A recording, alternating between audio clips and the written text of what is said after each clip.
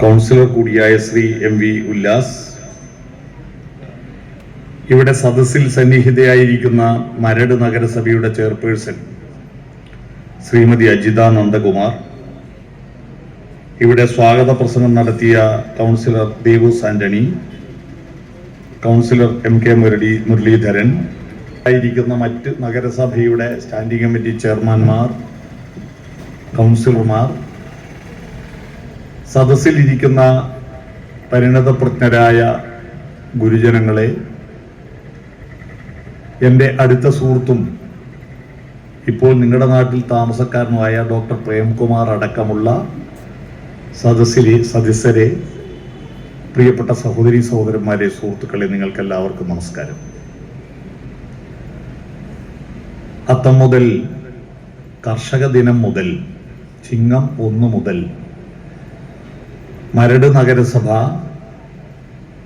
ഓണത്തെ സ്വീകരിക്കാനും ഓണത്തെ പൊലിപ്പിക്കാനും വിപുലമായ രീതിയിലുള്ള പരിപാടികൾ സംഘടിപ്പിച്ചു വരികയാണ്. അതിൻ്റെ ഭാഗമായിട്ടാണ് ഇന്ന് മനോഹരമായ ഒരു നാടകം, ഒറ്റ എന്നൊരു നാടകവും ഓണത്തെ പറ്റിയിട്ടുള്ള നമ്മളുടെ കുറച്ച് ചിന്തകൾ ഒന്ന് കൂട്ടമായി ചിന്തിക്കാനുള്ളൊരു അവസരവും ഉണ്ടാക്കി തീർത്തിരിക്കുന്നത്. ഓണത്തിൻ്റെ പ്രസംഗങ്ങൾ ഈ വർഷം ഓണം വളരെ നേരത്തെയാണ്. സാധാരണ സെപ്റ്റംബർ മാസത്തിലാണ് ഉണ്ടാവാറ്. ഇപ്രാവശ്യം ചിങ്ങം ആദ്യം തന്നെയാണ്. അത്തം തുടങ്ങുമ്പോൾ തന്നെ, ചിങ്ങം തുടങ്ങുമ്പോൾ തന്നെ അത്തമായി. അതുകൊണ്ട് തന്നെ ഓണപരിപാടിക്ക് ഇക്കൊല്ലം ഓണത്തിന് ശേഷമാണ് അധികം. ഇപ്പൊ ഡിസംബർ 2-ന് ദുബായിൽ ഒരു ഓണാഘോഷമുണ്ട്. ഡിസംബർ 2-ന് എന്നെ ആ പരിപാടിക്ക് ക്ഷണിച്ചിട്ടുണ്ട്. അതുകൊണ്ട് ഞാൻ പറഞ്ഞത്. അതുകൊണ്ട് ഈ വർഷത്തെ ആദ്യത്തെ ഓണപ്രസംഗമാണ് ഇന്ന്. ആദ്യത്തെ ഓണപ്രസംഗം. ഇത്തവണ ഒരു 10-30 പ്രസംഗം ഓണത്തിന് ഏറ്റതുണ്ട്. ഓണത്തെ പറ്റി പറയാൻ തുടങ്ങിയാൽ പിന്നെ അതിന് നമുക്ക് വിഷയങ്ങൾക്കോ വാക്കുകൾക്കോ യാതൊരുവിധ ക്ഷാമവും നേരിടുന്നതല്ലല്ലോ. കാരണം ഓണം എന്ന് പറയുന്നത് മലയാളിയുടെ ആർദ്രതയുടെ ഉറവിടമാണ്. മലയാളിയുടെ ആർദ്രതയുടെ ഉറവിടമാണ് ഓണം. നമ്മളിന്ന് നഗരസഭ എന്ന് പറയുമെങ്കിലും ഗ്രാമങ്ങളാണ് ഇപ്പോൾ നഗരവൽക്കരിക്കപ്പെട്ടുകൊണ്ടിരിക്കുന്നത്. നഗരങ്ങളിലാണ് ഇപ്പോൾ പരിപാടികൾ കൂടുതൽ. മുമ്പ് നാട്യപ്രധാനം നഗരം ദരിദ്രം, നാട്ടിൻപുറം നന്മകളാൽ സമൃദ്ധം എന്ന് ചൊല്ല് നേരെ തിരിഞ്ഞു വന്നിരിക്കുക. നാട്ടിൻപുറത്തിപ്പോ റെസിഡൻസ് അസോസിയേഷനോ അങ്ങനെയുള്ള ഒന്നുമില്ല. നഗരങ്ങളിലാണ് ഇത്തരം പരിപാടികളൊക്കെ കൂടുതലായി നടന്നു വരുന്നത്. മലയാളികളോട് ഒരു മനോഹരമായ ഒരു സന്ദേശം ഇന്ന് ഞാൻ മാതൃഭൂമി വീക്കിലി ഇറക്കിയ ഓണപ്പതിപ്പിൽ ഒരു ഇന്റർവ്യൂ. ആ ഇന്റർവ്യൂ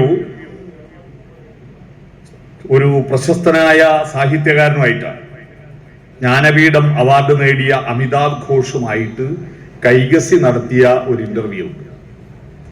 ആ ഇന്റർവ്യൂവിൽ അവസാനമായി കൊടുത്തിരിക്കുന്നത്, അദ്ദേഹം സെന്റർ ഫോർ ഡെവലപ്മെന്റ് സ്റ്റഡീസിൽ കുറെ കാലം ജോലി ചെയ്യാൻ തിരുവനന്തപുരത്തുണ്ടായിരുന്നു. അദ്ദേഹം ഇന്ത്യയിലല്ല, ഇപ്പോൾ വിദേശത്താണ്. ഇന്ത്യക്കാരനാണ്. വിദേശത്ത് നിന്ന് ഒരുപാട് ഇംഗ്ലീഷ് പുസ്തകങ്ങൾ എഴുതിയിട്ട് ഒരുപാട് അവാർഡുകളൊക്കെ വാങ്ങുന്ന ഒരാളാണ്. ബംഗാളിയാണ് അദ്ദേഹം. കേരളവുമായിട്ടുള്ള ബന്ധത്തിൽ ഓണക്കാലം അല്ലേ, മലയാളികളോട് എന്താണ് പറയാനുള്ളത് എന്ന് കൈകസി ചോദിച്ചപ്പോൾ അതിന്റെ മറുപടിയായിട്ട് അദ്ദേഹം പറഞ്ഞ മറുപടി ഞാൻ ഇന്ന് ആ വാക്കുകൾ പൂർണ്ണമായിട്ട് അദ്ദേഹത്തിന്റെ ഫോട്ടോ കൊടുത്തിട്ട് എൻ്റെ ഫേസ്ബുക്കിൽ ഷെയർ ചെയ്തിട്ടുണ്ട്. അത് നിങ്ങളോട് ഞാൻ വായിക്കാം. ഈ അഭിമുഖം വായനക്കാരിലേക്ക് എത്തുന്നത് ഓണക്കാലത്താണ്. മലയാളികളോട് എന്താണ് പറയാനുള്ളത് എന്നായിരുന്നു ചോദ്യം.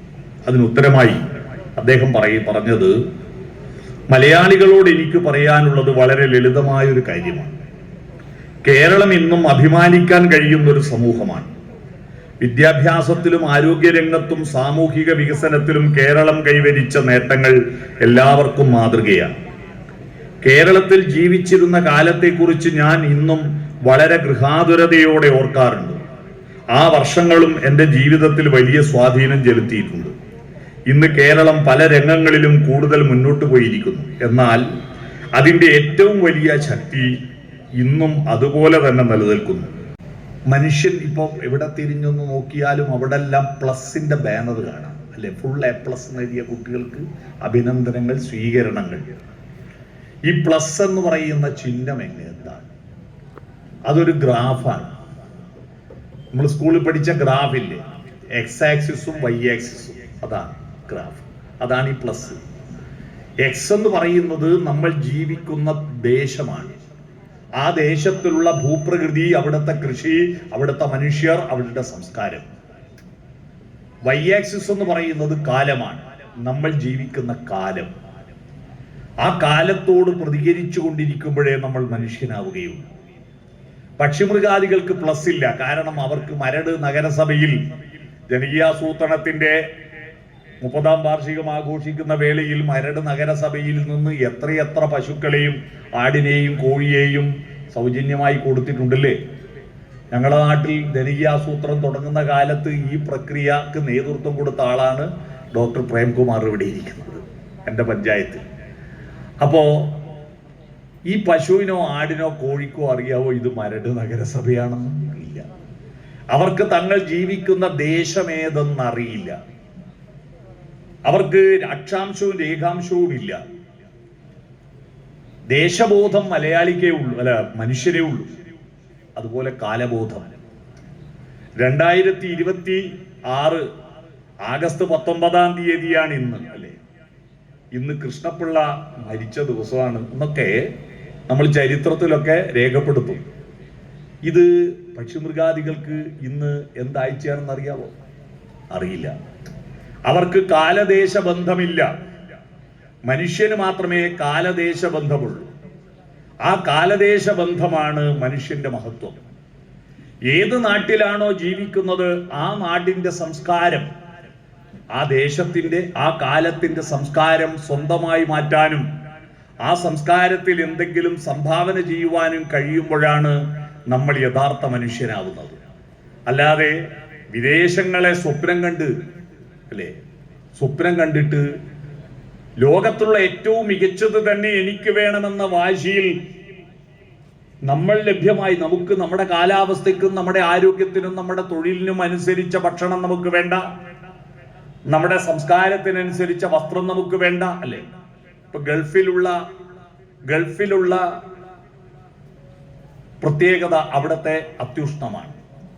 ആ അത്യുഷ്ണത്തിന് കണക്കായിട്ടുള്ള വസ്ത്രം നമ്മളിവിടെ ഉപയോഗിക്കുക. യൂറോപ്പില് അതിശൈത്യമാണ്, അതിശൈത്യത്തിന് കണക്കായിട്ടുള്ള കോട്ട് നമ്മളിവിടെ ഉപയോഗിക്കുക. ഇത്തരത്തിൽ നമ്മുടെ നാടിന്റെ വസ്ത്രവും ഭക്ഷണവും വീടിന്റെ ശൈലിയും ഒക്കെ ഒഴിവാക്കി, നിങ്ങൾ കണ്ടിട്ടുണ്ടാകും ഭയങ്കര പരസ്യം, അമേരിക്കൻ കിച്ചൺ, അല്ലെ? അമേരിക്കൻ കിച്ചൺ നമ്മുടെ നാട്ടിൽ സെറ്റ് ചെയ്യുക. ആഗോളവൽക്കരണം വന്നതോടുകൂടി, ഗ്ലോബൽ വില്ലേജ് വന്നതോടുകൂടി ലോകത്തിലെ ഏറ്റവും നല്ലത് എന്താണെന്ന് നമുക്കറിയാൻ പറ്റും. പക്ഷെ ലോകത്ത് ഏറ്റവും നല്ലതാണെങ്കിലും നമ്മുടെ നാടാണ് ലോകത്തിൽ ഏറ്റവും നല്ലത് എന്ന് തിരിച്ചറിയുമ്പോഴാണ് നമ്മൾ മനുഷ്യരാകുന്നത്. നമ്മുടെ നാടാണ്. അതിനെന്തൊക്കെ പോരായ്മകൾ ഉണ്ടെങ്കിലും നമ്മുടെ ഭക്ഷണമാണ്, നമ്മുടെ ഉത്സവമാണ്, നമ്മുടെ വീടാണ്, നമ്മുടെ പ്രകൃതിയാണ്, നമ്മുടെ സംസ്കാരമാണ് ഏറ്റവും നല്ലത്. ആ സംസ്കാരം വിട്ട് കളിച്ചാൽ പിന്നെ ഈ ഭൂമിയിലുള്ള മനുഷ്യരെല്ലാം ഒറ്റ ഭാഷ ഉപയോഗിക്കുന്നവരും ഒരേ രൂപത്തിലുമാണെങ്കിൽ ഈ ഭൂമിയുടെ സൗന്ദര്യം നശിച്ചു പോകും. ഈ ഭൂമിക്ക് സൗന്ദര്യം ഉണ്ടാകുന്നത് വൈവിധ്യങ്ങളെ കൊണ്ടാണ്. ഭൂമി മുഴുവൻ ഒരു പരന്ന പ്രതലമായിരുന്നെങ്കിൽ, അടിച്ചു നിരപ്പാക്കിയ പരന്ന പ്രതലമായിരുന്നുവെങ്കിൽ ഈ ഭൂമി പോലെ വൃത്തികെട്ട നാട് വേറെ ഉണ്ടാവില്ല. ഈ ഭൂമിയുടെ മഹത്വം നിമ്നോന്നതങ്ങളാണ്, കുന്നുകളും കുഴികളും ഉള്ളതാണ്. ഓരോ നാടിനും അതിൻ്റെതായ ഒരു ഭൂമിശാസ്ത്രമുണ്ട്, ഒരു സാംസ്കാരിക ശാസ്ത്രവുമുണ്ട്. അതുപോലെ ഓരോ മനുഷ്യനും വ്യത്യസ്തതയുണ്ട്. പുരുഷന്മാരെല്ലാം ദുൽഖർ സൽമാനെ പോലെയും സ്ത്രീകളെല്ലാം ഐശ്വര്യ റോയിയെ പോലെയും സുന്ദരനും സുന്ദരിമാരുമായിരുന്നുവെങ്കിൽ സൗന്ദര്യം എന്ന സങ്കല്പം ഉണ്ടാകുമായിരുന്നില്ല. എല്ലാവരും ഒരുപോലെയായിരുന്നുവെങ്കിൽ, മുയലെല്ലാം ഒരുപോലെയാണ്, മുയലെല്ലാം ഒരുപോലെയാ, മാനെല്ലാം ഒരുപോലെയാ. അതുകൊണ്ട് നമുക്ക് മുയലിനും മാനിനും പ്രത്യേക പേരില്ല. നാം മനുഷ്യരൊന്നും ഒരുപോലെയല്ല, വൈവിധ്യമാണ്. എല്ലാവരും ഒരുപോലെ ആരെങ്കിലും സെൽഫി എടുക്കുമോ? ഇങ്ങോട്ടെടുത്താലും അങ്ങോട്ടെടുത്താലും ഒരുപോലെ ഉണ്ടാവും. പിന്നെ എന്തിനാ സെൽഫി എടുക്കുന്നത്? വൈവിധ്യങ്ങൾ കൊണ്ടാണ് നമ്മൾക്ക് പേരുകൾ, സൗന്ദര്യ സങ്കല്പങ്ങൾ ഉണ്ടായത്. മുടിയുടെ വർണ്ണന, മുടി കറ്റാർ വാഴ പോലെ, മുടി പനങ്കുല പോലെ, കണ്ണ് കരിമീനുകൾ പോലെ, അല്ലേ? മാനത്തു കണ്ണികൾ മയങ്ങും കയങ്ങൾ മനോരമേ നിൻ നയനങ്ങൾ, അവയിൽ മുഖം നോക്കും എൻ്റെ വികാരങ്ങൾ ആവേശഭരിതങ്ങൾ. മാനത്ത് കണ്ണി എന്ന് പറഞ്ഞാൽ ഒരു ചെറിയ മീനുണ്ട്, മേലെയാണ് കണ്ണ് പോലത്തെ ഒരു സാധനമുണ്ട്, മേലത്തെ ഒരു പൊട്ട്, അതായത് ആകാശത്ത് നോക്കുന്ന കണ്ണുള്ളവൾ എന്നാണ് മാനത്ത് കണ്ണി. ആ കണ്ണി ഇങ്ങനെ ഇളകിക്കൊണ്ടിരിക്കും. അത് മയങ്ങുന്ന കയങ്ങൾ എന്ന് പറഞ്ഞാൽ ആ മാനത്ത് കണ്ണികൾ ഇളകുന്നത് പോലുള്ള ചഞ്ചലാക്ഷി എന്നർത്ഥം. അല്ലയോ മനോരമേ നിന്റെ കണ്ണുകൾ. അതാണ് സൗന്ദര്യ സങ്കല്പം ഉണ്ടായത്. എൻ്റെ നാട്ടിൽ അക്ഷി എന്ന് അവസാനിക്കുന്ന പേര് ഇഷ്ടം പോലെ. അക്ഷി, അംബുജാക്ഷി, കമലാക്ഷി, പങ്കജാക്ഷി, മീനാക്ഷി, വിശാലാക്ഷി. എൻ്റെ നാട്ടിൽ 12 വിശാലാക്ഷി ഉണ്ടായിരുന്നു. കഴിഞ്ഞ തെരഞ്ഞെടുപ്പിന് വോട്ടർ പട്ടിക പരിശോധിക്കുമ്പോൾ 2 ബാക്കിയുള്ളൂ, ബാക്കി 10 മരിച്ചു. പുതിയതാരും പേരിടുന്നില്ല. വിശാലാക്ഷി എന്ന് പറഞ്ഞാൽ വലിയ കണ്ണുള്ളവൾ എന്ന അർത്ഥം. അവൾ സുന്ദരിയാണ്, വലിയ കണ്ണുള്ളവളാണ് സുന്ദരി. മഞ്ജു വാര്യരുടെ കണ്ണിന് അല്പം വലിപ്പം കുറഞ്ഞുകൊണ്ടാണ് അതിലും വലിയ കണ്ണും നോക്കിപ്പോയത് ഒരാള്, അല്ലേ? അല്ലേ? അതുകൊണ്ടാണ്, അതല്ലേ പ്രശ്നം മുഴുവൻ ഉണ്ടായത്. അതാ. എന്നാ പുരുഷന്മാർക്ക് ചെറിയ കണ്ണാണ് സൗന്ദര്യം കേട്ടോ. അതുകൊണ്ടാണ് സ്ത്രീകളെ വിശാലാക്ഷി എന്ന് വിളിക്കുമ്പോൾ ആണുങ്ങളെ കുഞ്ഞിക്കണ്ണെന്ന് വിളിച്ചത്. ചെറിയ കണ്ണുള്ളവർ, സുന്ദരൻ. ഈ വൈവിധ്യങ്ങളാണ് ഭൂമിയുടെയും ഗ്രാമത്തിൻ്റെയും നഗരത്തിൻ്റെയും വ്യക്തിയുടെയും സൗന്ദര്യം എന്ന് പറയുന്നത്. വൈവിധ്യങ്ങളാണ്. ആ വൈവിധ്യങ്ങളാണ് ഓണസദ്യ എന്ന് പറയുന്നത്. ഓണസദ്യ എന്ന് പറയുന്നത് എന്തെല്ലാം വിഭവങ്ങൾ, അതെല്ലാം ചേരുന്നതാണ്. പൂക്കൾ നോക്കൂ, വൈവിധ്യങ്ങളാണ്. ഈ വൈവിധ്യങ്ങളോട് പ്രതികരിക്കാനും പൊരുത്തപ്പെടാനും കഴിയുമ്പോഴാണ് നമ്മുടെ വ്യക്തിത്വം വളരുന്നത്. എല്ലാം ഒരുപോലെ കാണാൻ, ഒരുപോലെയാവാൻ. വൈകുന്നേരങ്ങളിലെല്ലാം ഒരേ ഭക്ഷണം. വൈകുന്നേരം ആകുമ്പോൾ സ്കൂട്ടി എടുത്തിട്ട്, ബൈക്കും എടുത്തിട്ട്, കാറും എടുത്തിട്ട് മരണാനന്തര ബഹുനാമധാരിയെ തേടി ഓടുന്ന യുവാക്കളാണ്. ഓണസദ്യ വേണ്ട, മരണാനന്തര ബഹുനാമധാരിയെ തേടുന്നവർ ഇവിടെയുണ്ടോ? നമ്മളെല്ലാം ബഹുനാമധാരികളാണ്. നമുക്കെല്ലാം പല പേരുകളുണ്ട്, ഇല്ലേ? പക്ഷെ മരണം വരെ നമുക്ക് പല പേരുള്ളൂ. മരിച്ചാൽ ഒരു പേരേ ഉള്ളൂ. ഒന്നിക്ക് ശവം, അല്ലേ മയ്യത്ത്. ഒറ്റ പേരേ ഉള്ളൂ. എന്നാൽ കോഴിക്ക് മരണം വരെ കോഴിന്നേ പേരുള്ളൂ, വേറെ ഒരു പേരുമില്ല കോഴിക്ക്. പക്ഷെ മരണാനന്തരം 28 പേരുണ്ട് കോഴിക്ക്, ഇല്ലേ? Chicken kebab, chicken kadai, pepper chicken, ginger chicken, chicken 65, chicken പറന്നടിച്ച്, ചിക്കൻ ചില്ലി എന്ന് പറഞ്ഞ് 28 മോഡൽ കോഴിയുണ്ട്. അതാ ഞാൻ പറഞ്ഞ മരണാനന്തര ബഹുനാമധാരിയെ തേടി ഓടുകയാണ്. അതിൻ്റെ വൈവിധ്യങ്ങൾ മാത്രമല്ല, നമ്മുടെ പ്രകൃതിദത്തമായ വിഭവങ്ങളുടെ വൈവിധ്യങ്ങളെ അന്വേഷിച്ചു നടക്കണം. അങ്ങനെ വൈവിധ്യങ്ങൾ കണ്ടിട്ടാണ് സൗന്ദര്യബോധം ഉണ്ടായത്. സൗന്ദര്യബോധം ഉണ്ടാക്കാനാണ് മനുഷ്യനെ ഈ ഭൂമിയിലേക്ക് അയച്ചത്. അത് ബ്രഹ്മാവട്ടെ, അള്ളാഹു ആവട്ടെ, കർത്താവട്ടെ, മനുഷ്യനെ ഭൂമിയിലേക്ക് അയച്ചത് ഉണ്ണാനും ഉറങ്ങാനും ഉണ്ണിയുണ്ടാക്കാനും വിസർജിക്കാനുമല്ല. അതിന് മൃഗങ്ങളുണ്ടായിരുന്നു. നന്നായിട്ട് ഉണ്ണുന്നവർ മൃഗങ്ങളാണ് നമ്മളെക്കാൾ. നന്നായിട്ട് ഉറങ്ങുന്നവരും മൃഗങ്ങളാണ്. നന്നായി ഉണ്ണി ഉണ്ടാക്കുന്നവർ നമ്മള് കൊല്ലത്തിലൊന്നേ വരൂ. പന്നി എത്രയാ ഒരു വർഷം? എത്ര ഒരു പ്രസവത്തിൽ എത്രയാ? പ്രസവിച്ചു വിടാനല്ല നമ്മളെ ഉണ്ടായിച്ചത്, വിസർജിക്കാനുമല്ല. എന്തിനാണ്? ആകാശത്തെ മഴവില്ല് മനുഷ്യരുണ്ടാകുന്നതിനും കോടാനുകോടി വർഷങ്ങൾക്ക് മുമ്പുണ്ടായിരുന്നു. ആ മഴവില്ലിന് 7 നിറമുണ്ടെന്ന് ഒരാനയും ഒരു ദിനോസറും ഒരു കടുവയും എണ്ണിയിട്ടില്ല. മനുഷ്യൻ വന്നതിന് ശേഷമാണ് violet, IndiGo, blue, green, yellow, orange, red, VIBGYOR എന്ന് 7 നിറങ്ങൾ സങ്കല്പിക്കുകയും മലരൊളി തിരളും മധുചന്ദ്രികയിൽ മഴവിൽ കൊടിയുടെ മുനമുക്കി എഴുതാനുഴറി കൽപ്പന ദിവ്യമൊരഴകിനെ എന്നെ മറന്നു ഞാൻ എന്ന് ഇടപ്പള്ളിയിലുള്ള രാഘവൻ പിള്ളയുടെ സുഹൃത്ത് ചങ്ങമ്പുഴ കൃഷ്ണപിള്ള എഴുതിയത്, അല്ലേ? മനസ്സിനി മഴവിൽ കൊടിയുടെ മുന നിലാവിൽ മുക്കി ഞാൻ എഴുതുന്ന കവിതകൾ എന്ന്. മാരിവില്ലു പന്തലിട്ട ദൂരചക്രവാളം മാടി മാടി വീളിക്കുന്നതറിഞ്ഞില്ലേ എന്ന് പാടിയത് സൗന്ദര്യമാണ്. പൂക്കളോട് സംസാരിക്കാൻ ഒരു പക്ഷിമൃഗാദികൾക്കും കഴിവില്ല. മനുഷ്യൻ മാത്രമാണ്, അല്ലേ? മനുഷ്യൻ മാത്രമാണ്. എസ് ജാനകി മരിച്ചിട്ട് ഇപ്പൊ അത്രയേ ദിവസമായിട്ട്, അല്ലേ? മഞ്ഞിൽ വിരിഞ്ഞ പൂവേ പറയൂ നീ ഇളം പൂവേ എന്ന് ചിട്ടപ്പെടുത്താൻ ജെറി അമൽദേവ് ഉണ്ടായിരുന്നില്ല, യേശുദാസ് ഉണ്ടായിരുന്നില്ല, എസ് ജാനകി ഉണ്ടായിരുന്നില്ല. മനുഷ്യൻ വന്നതിന് ശേഷമാണ് പൂക്കളോട് സംസാരിച്ചത്. ആ പൂക്കളോട് സംസാരിക്കാൻ ആരംഭിച്ചപ്പോഴാണ് മനുഷ്യന്റെ ഹൃദയം ആർദ്രമായത്. ഈ ആർദ്രതയുടെ ഉത്സവമാണ് തിരുവോണം. പൂക്കളോടുള്ള ഇഷ്ടമാണ് കൃഷി ഭക്ഷണം തരുന്നത് കൊണ്ടാണ് പൂക്കളോട് ഇഷ്ടമായത്. അതുകൊണ്ട് ഓണവും വിഷുവും മലയാളിക്ക് അഭിമാനിക്കാൻ പറ്റിയ മതാതീതമായ രണ്ട് പ്രധാനപ്പെട്ട ഉത്സവമാണ്. മതാതീതമായത്. മറ്റെല്ലാ ഉത്സവങ്ങളും മതത്തിന്റെ പരിപ്രേക്ഷ്യമുണ്ട്. ശ്രീരാമ നവമിയും ശ്രീകൃഷ്ണ ജയന്തിയും ശിവരാത്രിയുമെല്ലാം ഹിന്ദു മതവുമായി ബന്ധപ്പെട്ടതാണ്. ബക്രീദും പെരുന്നാളും റംസാനും എല്ലാം ഇസ്ലാം മതവുമായി ബന്ധപ്പെട്ട ഉത്സവമാണ്. ഈസ്റ്ററും ക്രിസ്തുമസും എല്ലാം ക്രിസ്തുമതവുമായി ബന്ധപ്പെട്ട ഉത്സവമാണ്. എന്നാൽ മലയാളിക്ക് മാത്രം രണ്ടുത്സവങ്ങൾ.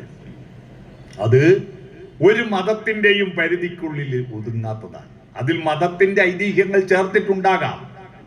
കാരണം ഭാരതത്തിൽ ഏറെക്കാലം ഹിന്ദുമതമായതുകൊണ്ട് സ്വാഭാവികമായി ഹിന്ദുമതത്തിന്റെ ഐതിഹ്യങ്ങൾ വന്നിട്ടുണ്ടാകാം.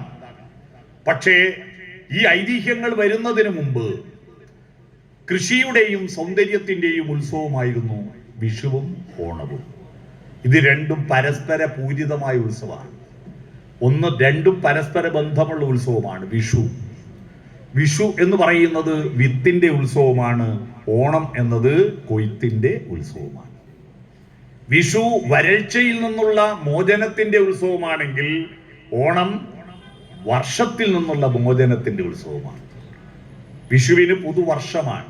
പുതുവർഷം മലബാറിൽ മേട 1-നാണ്. കേരളത്തിൽ മൊത്തത്തിൽ ചിങ്ങം 1-നാണ്. കഴിഞ്ഞ 17-ാം തീയതിയാണ് കൊല്ലവർഷം 1203 തുടങ്ങിയത്, അല്ലേ? 1203 തുടങ്ങിയത്. എന്നാൽ നമുക്ക് മലബാറിൽ മേടം മുതലുണ്ട്. എന്തുകൊണ്ടാണ്? അത് പ്രകൃതിദത്തമായ വർഷമാണ്. വർഷം എന്ന് പറഞ്ഞാൽ മഴയാണ്. എറണാകുളം ജില്ലക്കാരനായ പറവൂർ ദേശക്കാരനായ പാലിയത്ത് വളപ്പിൽ അന്ത്യവിശ്രമം കൊള്ളുന്ന ഒരു മനുഷ്യന്റെ ഏറ്റവും മനോഹരമായ ഒരു പാട്ടുണ്ടല്ലോ. ഹർഷബാഷ്പം തൂകി വർഷ പഞ്ചമി വന്നു ഇന്ദുമുഖി ഇന്നു രാവിൽ എന്തു ചെയ്യൂ നീ എന്നൊരു പാട്ട്. വർഷ പഞ്ചമി, വർഷം മഴയാണ്. പുതുവർഷം എന്ന് പറയുന്നത് പുതുമഴയാണ്. വേനൽ ചൂടിൽ ഉരുകിയ മണ്ണിൽ പുതുമഴ പെയ്യുമ്പോൾ മണ്ണിന്റെ ഗന്ധമുണ്ടാവുകയും ഭൂമിക്കടിയിലുള്ള എല്ലാവിധത്തിലുള്ള വിത്തുകളും പൊട്ടിച്ചെനച്ച് വളരുകയും ചെയ്യുമ്പോൾ കൈക്കോട്ടും വിത്തുമായിട്ട്, കൈക്കോട്ട് എന്ന് പറഞ്ഞാൽ ഇവിടെ പറഞ്ഞാൽ അറിയില്ലേ, കൈക്കോട്ട് എന്ന് പറയില്ലേ, കൈക്കോട്ടും വിത്തുമായിട്ട് കർഷകൻ വയലിലേക്ക് ഓടുകയാണ്. അതാണ് വിഷുപ്പക്ഷിയുടെ പാട്ടിന്റെ താളത്തെ മലയാളികൾ അതിനെ വ്യാഖ്യാനിച്ചത് വിത്തും കൈക്കോട്ടും. യഥാർത്ഥത്തിൽ ഈ ട്യൂൺ ചെയ്തിട്ട് പാട്ട് എഴുതുന്ന പരിപാടി ആണ് യഥാർത്ഥത്തിൽ ആദ്യം നടന്നത്. നമ്മൾ പറയാറില്ലേ, പണ്ട് പാട്ട് എഴുതിയിട്ട് അതിന് ട്യൂൺ ചെയ്യലായിരുന്നു ദേവരാജൻ മാഷ്, വയലാറും ഭാസ്കരനൊക്കെ പാട്ട് എഴുതും. ഇപ്പോഴെല്ലാം ട്യൂൺ ഇട്ടിട്ട് അതിന് കണക്കായി പാട്ട് എഴുതലാണ്. എന്നാൽ ഇപ്പോഴല്ല, പണ്ട് വിഷുപ്പക്ഷിയുടെ പാട്ടിന്റെ താളം, വിഷുപ്പക്ഷിയുടെ കരച്ചിൽ കേട്ടിട്ടില്ലേ, ആ കരച്ചിലിന് കണക്കായിട്ട് മലയാളി ഉണ്ടാക്കിയതാണ് വിത്തും കൈക്കോട്ടും അച്ഛൻ കൊമ്പത്ത് അമ്മ വരമ്പത്ത്. എന്തിനാ അച്ഛൻ കൊമ്പത്ത് കയറിയെന്നറിയോ? അന്ന് യൂറിയും പൊട്ടാഷും ഫോസ്ഫറസും ഒന്നും ഇല്ല. വയലുകളിൽ വളം എന്ന് പറയുന്നത് വൃക്ഷങ്ങളുടെ ഇലയാണ്. ഞങ്ങളുടെ നാട്ടിൽ തോല് എന്നൊക്കെ പറയും. ആ തോല് കഴിക്കാൻ വേണ്ടി അച്ഛൻ കൊമ്പത്ത്, വയല് വൃത്തിയാക്കാൻ അമ്മ വരമ്പത്ത്, വീട്ടിലാളില്ല കള്ളം മുറ്റത്ത്. പാടി ചെമ്പോത്ത്. വീട്ടിലാളില്ലാത്തപ്പോ കള്ളം വന്നു. കള്ളം വന്ന എന്തിനാ? സ്വർണവും വെള്ളിയും മോഷ്ടിക്കാനൊന്നും അല്ല, അതൊന്നും ഇല്ലെന്ന്. ഇനി എന്തിനാ? പറമ്പിൽ ചക്കയിട്ട്, ചക്ക പറിക്കാൻ കള്ളൻ ചക്കയിട്ടു. അടുത്തതാണ് സൗന്ദര്യബോധത്തിൽ നിന്ന്, കാർഷിക വൃത്തിയിൽ നിന്ന് ഉയർന്നു വന്നിരിക്കുന്ന ധാർമ്മികതയുടെ ചരിത്രം എത്രത്തോളം ആഴത്തിലാണെന്ന് അടുത്ത വരികൾ നമ്മളോട് പറയുന്നു. കള്ളൻ ചക്കേട്ടു, കണ്ട മിണ്ടണ്ട, കൊണ്ട തിന്നോട്ടെ. ചക്ക പറിക്കുന്നത് പണയം വെക്കാനും ബിസിനസ് നടത്താനും ആയിരിക്കില്ലല്ലോ, തിന്നാനായിരിക്കില്ലേ, വിശന്നിട്ടായിരിക്കില്ലേ. അതിന്റെ പേരിൽ പരാതി കൊടുക്കണ്ട, കണ്ട മിണ്ടണ്ട, കൊണ്ട തിന്നോട്ടെ. ഈ ഒരു തിയറിയാണ് വിക്ടർ ഹ്യൂഗോവിന്റെ പാവങ്ങൾ എന്ന നോവൽ. അറിയുമോ? പാവങ്ങൾ എന്ന നോവൽ. വിശക്കുന്നവന് മോഷ്ടിക്കാം, വിശക്കുന്നവന് ഭക്ഷണം മോഷ്ടിക്കാം, അതിന്റെ പേരിൽ ചോദ്യം ചെയ്യരുത്. ആ ചോദ്യം ചെയ്തതിന്റെ പേരിലാണ് വലിയ ഭീകരവാദി ജീൻവാൽ ജീൻ എന്ന പേരിലുള്ള വലിയ കുറ്റവാളി ഉണ്ടായത്. ആ കുറ്റവാളിയാക്കിയപ്പോൾ ആ കുറ്റവാളിക്ക് വേണ്ടി ഭക്ഷണം വിളമ്പി കാത്തിരിക്കുന്ന ഒരു ബിഷപ്പിന്റെ കഥയാണ് പിന്നീട് നമ്മൾ കാണുന്നത്. കുറ്റവാളിക്ക് വേണ്ടി കാത്തിരിക്കുന്ന ബിഷപ്പ്, അതാണ് നമ്മൾ കാണുന്നത്. അതൊരു വലിയ തത്വശാസ്ത്രമാണ്, വിശക്കുന്നവന് ഭക്ഷണം. ഈ തത്വശാസ്ത്രം നമ്മുടെ കുട്ടികളെ സ്കൂളിൽ പഠിപ്പിച്ചിരുന്നുവെങ്കിൽ മലയാളികളുടെ എന്നേക്കുമുള്ള മനസാക്ഷിക്കേറ്റൊരു വ്രണമുണ്ട്. എന്താ വ്രണം? ഭക്ഷണം മോഷ്ടിച്ചതിന്റെ പേരിൽ മധു എന്നു പേരുള്ള ഒരു ആദിവാസി യുവാവിനെ അടിച്ചു കൊന്നുകളഞ്ഞു അല്ലേ? അടിച്ചു കൊന്നുകളഞ്ഞിട്ട് പിന്നെ അടുത്ത വർഷം കൊറോണ വന്നു. കൊറോണ വന്നപ്പോ മധുവിന്റെ ചിത്രം വെച്ചിട്ട് പലരും പോസ്റ്റ് ഇട്ടു. മധു പറയാ, ഇപ്പൊ എല്ലാവർക്കും വിശക്കുന്നുണ്ടല്ലേ അല്ലേ? വല്ലാത്തൊരു പോസ്റ്റായിരുന്നു അത്. ഇപ്പോഴെല്ലാവർക്കും വിശക്കുന്നുണ്ടല്ലേ, ഞാൻ വിശന്നിട്ട് മോഷ്ടിച്ചിട്ട് എന്നെ അടിച്ചു കൊന്നില്ലേ? ആ കേസ് വിധിയായി, 2-3 ആളെ ശിക്ഷിച്ചു അല്ലേ? നിങ്ങൾ ആലോചിക്കുക. ഈ അർത്ഥം, കള്ളൻ ചക്കയിട്ടു, കണ്ട മിണ്ടണ്ട, കൊണ്ട തിന്നോട്ടെ, അതിന്റെ ധാർമ്മികത അറിഞ്ഞിരുന്നു. അതാരും എഴുതിയ പാട്ടല്ല, വൈത്താരിപ്പാട്ടായി ജനങ്ങളിൽ നിന്ന് ഉയർന്നു വന്ന നാടൻ പാട്ട് എന്ന് പറഞ്ഞാൽ കലാഭവൻ മണി പാടുന്നതൊന്നും നാടൻ പാട്ടല്ല കേട്ടോ. അതൊക്കെ ബോധപൂർവം എഴുതി നാടൻ പാട്ടിന്റെ നാടോടി പ്രയോഗങ്ങളും ഈണങ്ങളും ഉപയോഗിച്ചുകൊണ്ട് ബോധപൂർവം എഴുതിയുണ്ടാക്കിയ പാട്ടുകളാണ് കലാഭവൻ മണിയുടെ പാട്ടുകൾ. എന്നാൽ നാടൻ പാട്ട് എന്ന് പറഞ്ഞാൽ എഴുതിയ ആളാരാണെന്നോ ചിട്ടപ്പെടുത്തിയ ആളാരെന്നോ അറിയാതെ ഒരു ജനക്കൂട്ടത്തിന്റെ ഉള്ളിൽ നിന്ന് കാർഷിക വൃത്തിയുടെ ഭാഗമായിട്ടും അധ്വാനത്തിന് ലഘൂകരിക്കുന്നതിന്റെ ഭാഗമായിട്ടും ചൂഷണങ്ങൾക്കെതിരെയുള്ള സങ്കടങ്ങളായിട്ടും ഉയർന്നു വന്നതാണ് നാടൻ പാട്ടുകൾ. ഇത് നാടൻ പാട്ടാണ്. ഏത്? വിത്തും കൈക്കോട്ടും എന്നത്. അപ്പൊ വിത്തും എടുത്ത് വയലിൽ പോയിട്ട് വിത്തിട്ട് കഴിഞ്ഞാൽ പുതുമഴ പെയ്തിട്ട് അത് പൊട്ടിച്ചനച്ച് മുളച്ചു വന്നാൽ അത് ഇടവപ്പാതിയിൽ മഴവിത്ത് നന്നായിട്ട് കൊളിച്ച് മിഥുനം കഴിഞ്ഞ് കർക്കടകത്തിന്റെ പേമാരിയിൽ അത് കൊളിച്ച് കഴിഞ്ഞ് ചിങ്ങമാവുമ്പോഴേക്ക് അതിന്റെ കതിരുകൾ കൊയ്യാൻ സമയമാകും.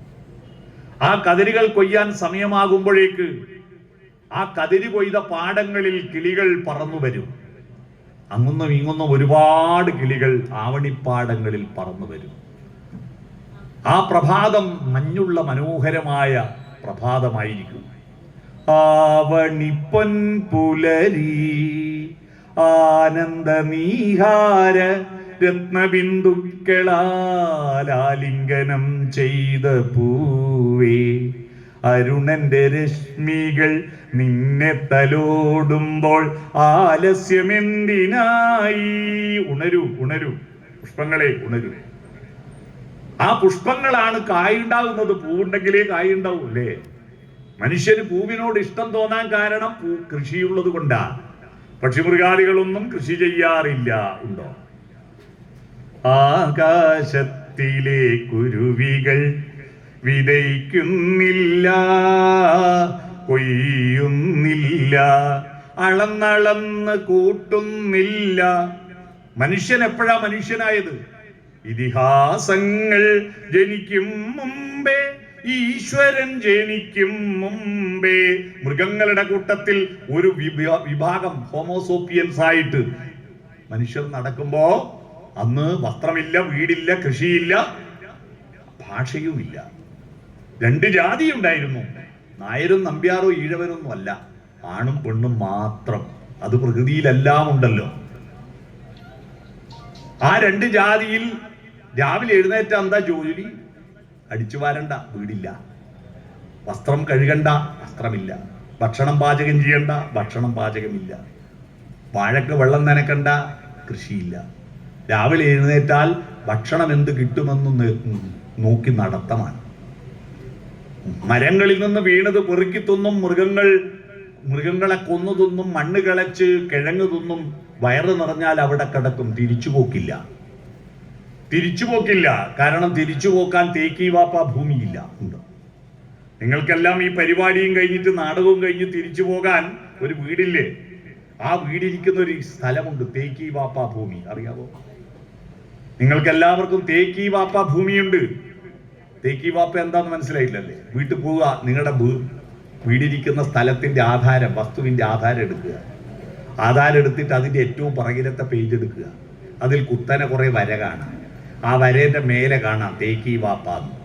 തെക്ക്, കിഴക്ക്, വടക്ക്, പടിഞ്ഞാറ് 4 അതിർത്തികളുള്ള ഭൂമി. അതാ തേക്കി വാപ്പ ഭൂമി. മനസ്സിലായോ? അന്ന് അതിർത്തിയില്ല, എത്തിയെടുത്ത് കിടക്കും, പിന്നെയും നടക്കും. ആ കാലത്ത് ഈ മരത്തിന്റെ മേലെ ഓടിക്കയറാനും മൃഗങ്ങളുടെ കൂടെ ഓടാനും വേട്ടയാടാനും ഒന്നും ഒരു ജാതിക്ക് കഴിയുമായിരുന്നില്ല. ചിലപ്പോ ഏത് ജാതിക്ക്? പെണ്ണ് ജാതിക്ക്. കാരണം കുഞ്ഞുണ്ണി മാഷ് ഒരു കവിതയുണ്ട്, ആണിന്റെ അമ്മ പെണ്ണ്, പെണ്ണിന്റെ അമ്മ പെണ്ണ്, ഇതെന്ത് നീതി, ഇതെന്ത് ന്യായം, ആണിനെ പെറ്റതും പെണ്ണിനെ പെറ്റതും പെണ്ണാണ്. ഗർഭിണിയായിരിക്കുമ്പോൾ മരത്തിന്റെ മേലെ ഇതുകൊണ്ട് കയറാൻ പറ്റും. കുഞ്ഞിനെയും കൊണ്ട് മൃഗങ്ങളുടെ പുറകെ വേട്ടയാടാൻ പറ്റും. അവളെ ഗുഹക്കകത്തിരുത്തിയിട്ട് ബാക്കി കാട്ടാളന്മാര് വേട്ടക്ക് പോയിട്ട് അവർക്ക് കിട്ടിയ ഭക്ഷണം വയറ് നിറഞ്ഞാൽ ബാക്കിയുള്ളത് ഇവക്ക് കൊണ്ടു കൊടുക്കും. അവളത് തിന്നും.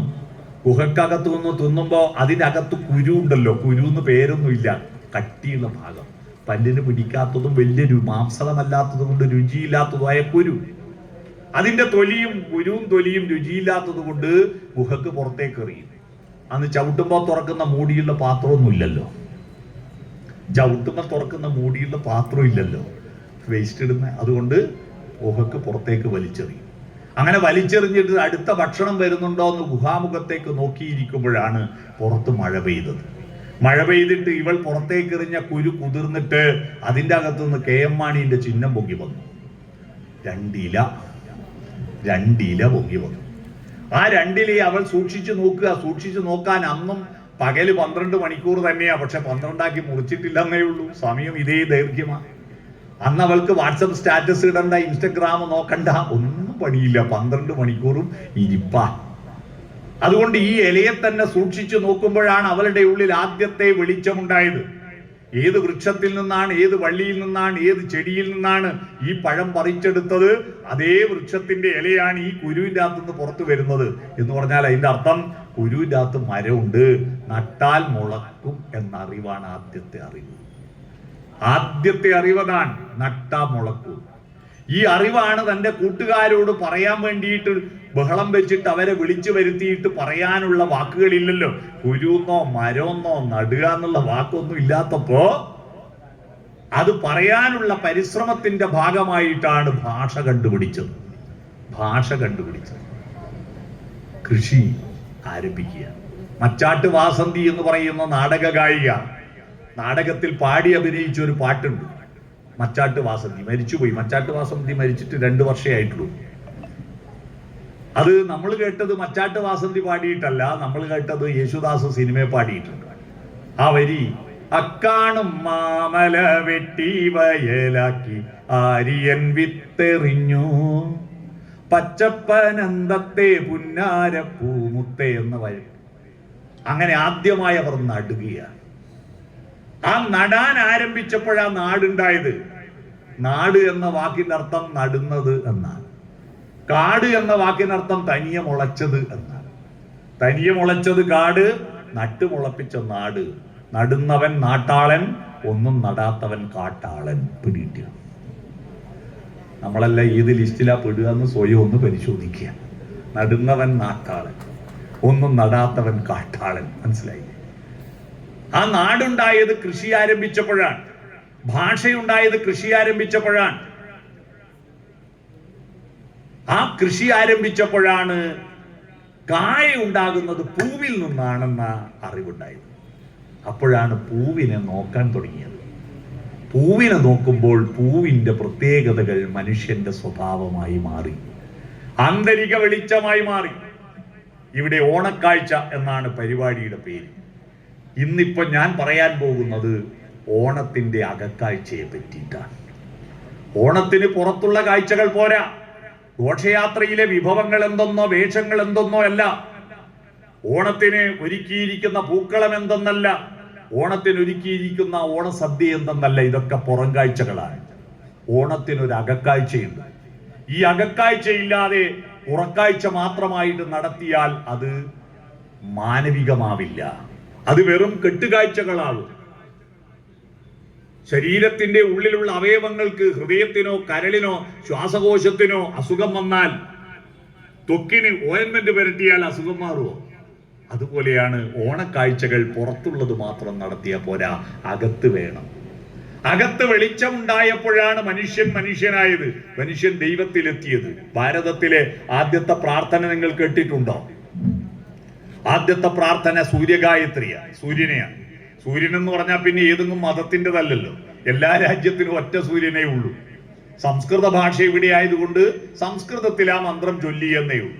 സൂര്യഗായത്രി സംസ്കൃതത്തിലെ മന്ത്രം. ഇതൊരു മതത്തിന്റെ മന്ത്രമല്ല. കാരണം സൂര്യഗായത്രി മന്ത്രം ഉണ്ടാകുമ്പോൾ ലോകത്തിൽ ഒരു മതങ്ങളും ഇല്ല. ഹിന്ദു മതമില്ല, ഇസ്ലാം മതമില്ല, ക്രിസ്തു മതമില്ല, ജൈന മതമില്ല, യഹൂദ മതമില്ല, ഒന്നുമില്ല. സൂര്യഗായത്രിയിൽ എന്താ പറയുന്നത്? ഭർഗോ ദേവസ്യ ധീമഹി ധിയോ യോ ന പ്രചോദയാത്. ഭർഗസൂർജത്തിന്റെ ഉറവിടമായ സൂര്യ, ധീ എന്ന് പറഞ്ഞാൽ ബുദ്ധി, ബുദ്ധിയുടെ പ്രചോദനമായി തീരും. പുറത്ത് വെളിച്ചം ദിനോസറുകൾ മുതൽ എല്ലാ ജന്തുക്കളും കണ്ടിരുന്നു. കാരണം കണ്ണുള്ളവരെല്ലാം വെളിച്ചം കാണാറുണ്ട്. കണ്ണുള്ളവരെല്ലാം വെളിച്ചം കാണാറുണ്ട്. കടമ്മനിട്ടയുടെ കോഴി എന്ന കവിതയിൽ കണ്ണു വേണം അകത്തും പുറത്തും എന്നൊരു കവിത വരിയുണ്ട്. കണ്ണു വേണം അകത്തും പുറത്തും. പുറത്തു മാത്രം പോരാ, അകത്തും വേണം കണ്ണ്. മനുഷ്യന് മാത്രമേ അകക്കണ്ണുള്ളൂ. പുറത്തെ കണ്ണ് ദിനോസറുകളും പാമ്പുകളും അരണയും തേളും എല്ലാം കണ്ടിരുന്നു. പക്ഷെ സ്വന്തം വ്യക്തിത്വത്തെ കുറിച്ച് അത് വെച്ചിട്ട് സ്വന്തം പേരും ചുറ്റുവട്ടമുള്ളതിന്റെ പേരും ഇട്ടത് മനുഷ്യൻ മാത്രമാണ്. മനുഷ്യൻ വരുന്നതിന് മുമ്പ് ഭൂമിക്ക് പേരില്ല, സൂര്യന് പേരില്ല, ചന്ദ്രന് പേരില്ല, ദൈവത്തിന് പേരില്ല. മനുഷ്യൻ വന്നതിന് ശേഷമാണ് ഈ ഭൂമിയിൽ എല്ലാറ്റിനും പേരുണ്ടായത്. എങ്ങനെ പേരുണ്ടായി? മനുഷ്യൻ അകത്ത് വെളിച്ചമുണ്ടായത് കൊണ്ട്. കാട്ടിലെ രാജാവ് സിംഹമാണെന്ന് ഏത് രാജ്യത്തെ കുട്ടികളോട് ചോദിച്ചാൽ ഉത്തരം പറയും. പക്ഷെ ആ വിവരം ഇതുവരെ ഒരു സിംഹവും അറിയില്ല. അറിയോ? കാട്ടിലെ രാജാവ് സിംഹമാണെന്ന് സിംഹത്തിന് അറിയില്ല. അറിഞ്ഞെങ്കിൽ പിറ്റേന്ന് ഇന്നോവ കാറ് വേണോ, എസ്കോർട്ട് വേണോ, പരിചാരകന്മാർ വേണോ എന്ന് പറയൂ. അത് വെറും നിലത്ത് കിടന്നുറങ്ങുന്നു. അതിന്റെ ഭക്ഷണം അത് വേട്ടയാടി പിടിച്ചു തിന്നുന്നു. സിംഹത്തിന് അറിയില്ല താൻ രാജാവാണെന്ന്. നമ്മൾ നിശ്ചയിച്ചതാ. എങ്ങനെയാ നമുക്ക് നിശ്ചയിക്കാൻ പറ്റിയത്? നമുക്ക് അകത്തൊരു വെളിച്ചമുണ്ട്. പുറത്ത് വെളിച്ചം തരുന്ന സൂര്യ, നീ അകത്ത വെളിച്ചമായി മാറൂ എന്ന ചിന്ത ഉണ്ടായി. സിമ്പിളായിട്ട്, കുറച്ചുകൂടി സിമ്പിളായിട്ട് ഞാൻ പറഞ്ഞുതരാം. മെയ് 5-ാം തീയതി വരെ പുറത്ത് വെളിച്ചം തരുന്ന ആള് കേരളത്തിൽ കൃഷ്ണൻകുട്ടിയും അകത്ത് വെളിച്ചം തരുന്ന ആള് ശിവൻകുട്ടിയുമായിരുന്നു. ഇപ്പോൾ പുറത്ത് വെളിച്ചം തരുന്ന ആള് സണ്ണി ജോസഫും അകത്ത് വെളിച്ചം തരുന്ന ആള് ഷംസുദ്ദീനുമാണ്. മനസ്സിലായോ? മെയ് 5-ാം തീയതി വരെ പുറത്ത് വെളിച്ചം തരുന്ന ഇലക്ട്രിസിറ്റി മന്ത്രി കൃഷ്ണൻകുട്ടിയായിരുന്നു, വിദ്യാഭ്യാസ മന്ത്രി ശിവൻകുട്ടിയായിരുന്നു. ഇപ്പോൾ ഇലക്ട്രിസിറ്റി മന്ത്രി സണ്ണി ജോസഫും വിദ്യാഭ്യാസ മന്ത്രി ഷംസുദ്ദീനോ. മനസ്സിലായില്ലേ? പുറത്തെ വെളിച്ചം അകത്തെ വെളിച്ചം തമ്മിലുള്ള വ്യത്യാസം. ഈ അകത്തെ വെളിച്ചം ഉണ്ടായത് പൂക്കളെ നോക്കിയിട്ടാണ്. ആ പൂക്കളുടെ ഉത്സവമാണ് ഓണം. ഓണം എന്ന വാക്ക് എങ്ങനെ ഉണ്ടായി? ഓണം എന്ന വാക്കിന് പല വിധത്തിലുള്ള വ്യാഖ്യാനങ്ങളുണ്ട്. മധുരൈ കാഞ്ചി എന്ന് പറയുന്ന ചിരപുരാതനമായ തമിഴ് സാഹിത്യകൃതിയിലാണ് ഓണാഘോഷത്തെ പറ്റിയിട്ട് ആദ്യത്തെ പരാമർശമുള്ളത്. മധുരൈ കാഞ്ചിയിൽ ഓണാഘോഷം നടത്തുന്നതിനെ പറ്റി പറയുന്നു. അപ്പോ ഓണത്തിന് വാമനന്റെ കഥയേക്കാൾ പഴക്കമുണ്ടെന്നർത്ഥം. മനസ്സിലായോ? ഓണത്തിന് വാമനന്റെ കഥയേക്കാൾ പഴക്കമുണ്ട്. ഞാനിവിടെ മരടിൽ വരുമ്പോ ഓണവുമായി മരടവും തമ്മിൽ ഒരു ബന്ധം ഇങ്ങനെ മനസ്സിലോർത്തു. എന്താ? എത്ര വലിയ മഹാബലിയാണെങ്കിലും ചവിട്ടി പാതാളത്ത് താഴ്ത്താൻ എനക്ക് ശക്തി ഉണ്ടെന്ന് തെളിയിച്ചൊരു മുനിസിപ്പാലിറ്റിയാ മരട്, അല്ലേ? 3 ഫ്ലാറ്റുകൾ ചവിട്ടി പാതാളത്ത് താഴ്ത്തിയ നാട്ടുകാരല്ലേ നിങ്ങൾ? മനസ്സിലായില്ലേ? അതാണ് ഞാൻ ഓണവും മരടും തമ്മിൽ മഹാബലിയെ താഴ്ത്തിയതുപോലെ താഴ്ത്തിയില്ലേ നിങ്ങൾ, അല്ലേ? അതാ ഞാനിങ്ങനെ വരുമ്പോൾ ആലോചിച്ചത്. അതാണ്. അപ്പോ ഓണം എന്ന് പറയുന്നത് മഹാബലിയുടെ കഥയൊക്കെ ഇപ്പൊ കേരളം ഉണ്ടാക്കിയത് പരശുരാമനാണ് എന്നൊരു കഥയില്ലേ? കേരളോൽപ്പത്തി ശുദ്ധഭോഷ്കാണെന്ന് ഓണത്തിനെ എടുത്തിട്ട് നമുക്ക് പ്രതിരോധിക്കാൻ പറ്റും. ശുദ്ധഭോഷ്കാൻ. കാരണം അത് വയലാറാം ഓർമ്മ പരസ്യമായി പറഞ്ഞിട്ടുണ്ട്. പരശുരാമൻ മഴുവെറിഞ്ഞ് നേടിയതല്ല, തിരകൾ വന്ന് തിരുമുൽക്കാഴ്ച നൽകിയതല്ല എന്ന്. കാരണം പരശുരാമൻ എത്രാമത്തെ അവതാര? 5ാമത്തെ അവതാര. മത്സ്യകൂർമ്മ വരാഹ നരസിംഹ വാമനൻ. പരശുരാമൻ 6ാമത്തെ അവതാരം. 6ാമത്തെ അവതാരം. പരശുരാമൻ മുമ്പാണ് വാമനൻ വന്നത്. വാമനൻ വന്നത് കേരളം ഭരിച്ച മഹാബലിയെ പാതാളത്തിലേക്കാൻ. അപ്പോ പരശുരാമൻ വരുന്നതിന് മുമ്പ് വാമനും മഹാബലിയും ഇല്ലേ, കേരളവും ഇല്ലേ? അപ്പൊ എങ്ങനെയാ പരശുരാമൻ കേരളം ഉണ്ടാക്കിയേ? ആലോചിച്ചു. പുരാണ കഥപ്രകാരം തന്നെ കേരളം ഉണ്ടാക്കിയത് പരശുരാമനല്ല എന്ന് തെളിവാണ്. വാമനൻ എന്ന് പറയുന്നത് എന്താണ്? മനുഷ്യത്തെ ഈ ജീവന്റെ ഉൽപ്പത്തിയും വികാസത്തിന്റെയും ഒരു ചെറിയ ലാഞ്ചന ഈ ദശാവതാര കഥകളിലുണ്ട്. ജീവനുണ്ടായത് വെള്ളത്തിലാണല്ലോ. ആദ്യത്തെ അവതാരം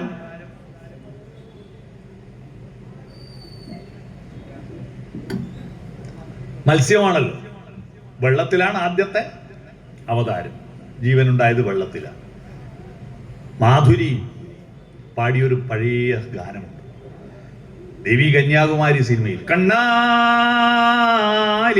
കണ്ണാ പാലാഴിത്തീരയിലൊഴുകും ആലില കണ്ണാ ഞാനൊരു കന്നിമുക്കുവ പെണ്ണ് എന്ന പാട്ടിൽ അതിന്റെ അനുപല്ലവി എന്താണെന്നറിയോ? നീ പണ്ടൊരു പൂത്തിമിങ്കിലമായി അന്ന് നിന്റെ യൗവനം തുഴഞ്ഞു വന്ന് നീരാഴി.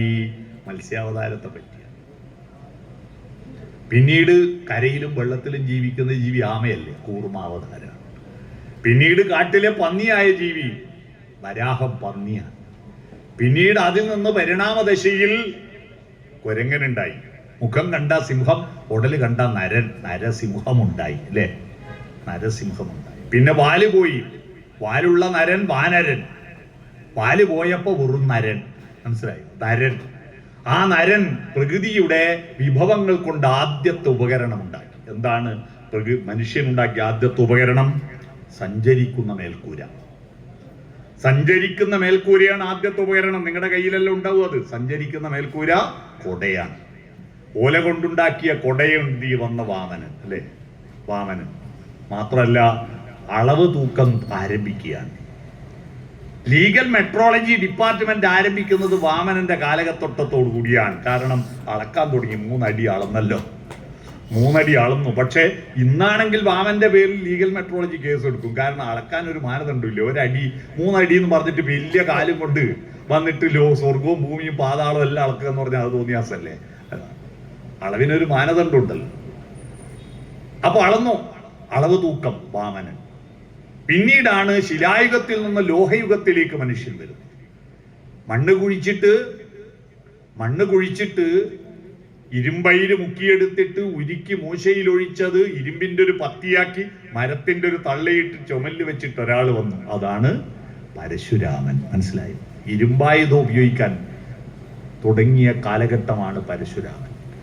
ആ നേരത്തെ ഞാൻ മാധുരി പാടിയ പാട്ടിന്റെ അടുത്ത വരി, നീ പണ്ടൊരു മുനി കുമാരനായി അന്ന് നിന്റെ വെൺമഴു പറന്നു വീണ നീരാഴി എന്നാണ്. അതാണ് ജീവന്റെ ഉൽപ്പത്തിയും വികാസവും ഒക്കെ ഇതിലൊക്കെ കുറേശ്ശെ ബാധിക്കുന്നത് കാണാം. അതിന്റെ ലാഞ്ചനകൾ കാണാം. ഇപ്പൊ ഞാൻ പറഞ്ഞു വന്ന വിഷയം വാമനന്റെ കഥ അല്ല പ്രധാനം. ഓണത്തിന് കൃഷിയാണ്. കാർഷികോത്സവമാണ്. കൊയ്ത്തിന്റെ ഉത്സവമാണ്. കൊയ്ത്തിന് കൃഷിക്ക് ആണ് താളമുണ്ടായത്. അറിയുമോ? താളമുണ്ടായത് കൃഷി ചെയ്യാനാണ്. കാരണം മരം മുറിച്ചു മാറ്റണം. അന്ന് ക്രെയിനില്ല, JCB ഒന്നുമില്ല. കല്ലും മരവും തള്ളി മാറ്റണമെങ്കിൽ ഒരാൾക്ക് നേരെയുള്ള പോയി തള്ളിയാൽ മരം നീങ്ങുമോ? ഇല്ല. എല്ലാവരുടെയും ശക്തി ഒരുമിച്ച് ഒരു സ്ഥലത്തേക്ക് കേന്ദ്രീകരിക്കുവാൻ എന്ത് വേണം? വായ്ത്താരി വേണം. അതാണ് താളമായത്. ഏലേലയ്യ അപ്പോഴാണ് തള്ളത്. അതിൽ നിന്നാണ് ഏറണങ്കുന്നേ പയ്യേ പയ്യേ ഏലേലേലേലോ എന്റപ്പാ ഏലേലേലേലോ ഏലേലേലേലോ എന്റപ്പാ ഏലേലേലേലോ കുന്നുമ്മക്കേരിയാലീറ്റേ വെട്ടാം കൊട്ടേ നെയ്യാം വട്ടി നെയ്യാം വരുന്നവരെയും കാണാം പോണവരെയും കാണാം ഏലേലേലേലോ എന്റപ്പാ ഏലേലേലേലോ. ഏലേലം പാട്ടുകൾ ഉണ്ടായത് താളം വന്നപ്പോൾ. ഞങ്ങളുടെ നാട്ടിൽ നാട്ടിപ്പാട്ടുണ്ട്. നാട്ടി എന്ന് പറഞ്ഞാൽ ഈ ഞാറ് പൊരിച്ച് നാട്ടുമല്ലോ, കൊടിനാട്ടി എന്ന് പറയില്ലേ, അതുപോലെ ഞാറ് നാട്ടി, അതാ നാട്ടിപ്പാട്ട്. നാട്ടിപ്പാട്ടിന് ഒരു താളമുണ്ട്. കൈതേരേടം ബാണേ കുഞ്ഞിക്കണ്ണൻ കൈതേരേടം ബാണേ കുഞ്ഞിക്കണ്ണൻ പടിഞ്ഞിട്ട പഞ്ചാര കട്ടും മേല് പടിഞ്ഞിട്ട പഞ്ചാര കട്ടും മേല് തെച്ചുന്റെ കയ്യും പിടിച്ച് കണ്ണൻ തെച്ചുന്റെ കയ്യും പിടിച്ച് കണ്ണൻ എന്ന് പറഞ്ഞിട്ട് പാടും. എന്തിനാ പാടുന്ന? എല്ലാരും ഒരേ നിരയിൽ ഞാറ് നടണം. അല്ലെ ഓരോ ആളെ താളത്തിന് നട്ടാൽ എന്താവും? താളത്തിന് നട്ടാൽ ഞാറ് പല വിധത്തിൽ ഓരോ ലെവലുണ്ടാവില്ല. ഒരാൾ ഗുജറാത്തിൽ ഉണ്ടാവും, ഒരാൾ കൽക്കത്തയിൽ ഉണ്ടാവും, ഒരാൾ കന്യാകുമാരിയിൽ ഉണ്ടാവും. ഇന്ത്യയുടെ ഭൂപടം ഭരിച്ച പോലെ പോകും.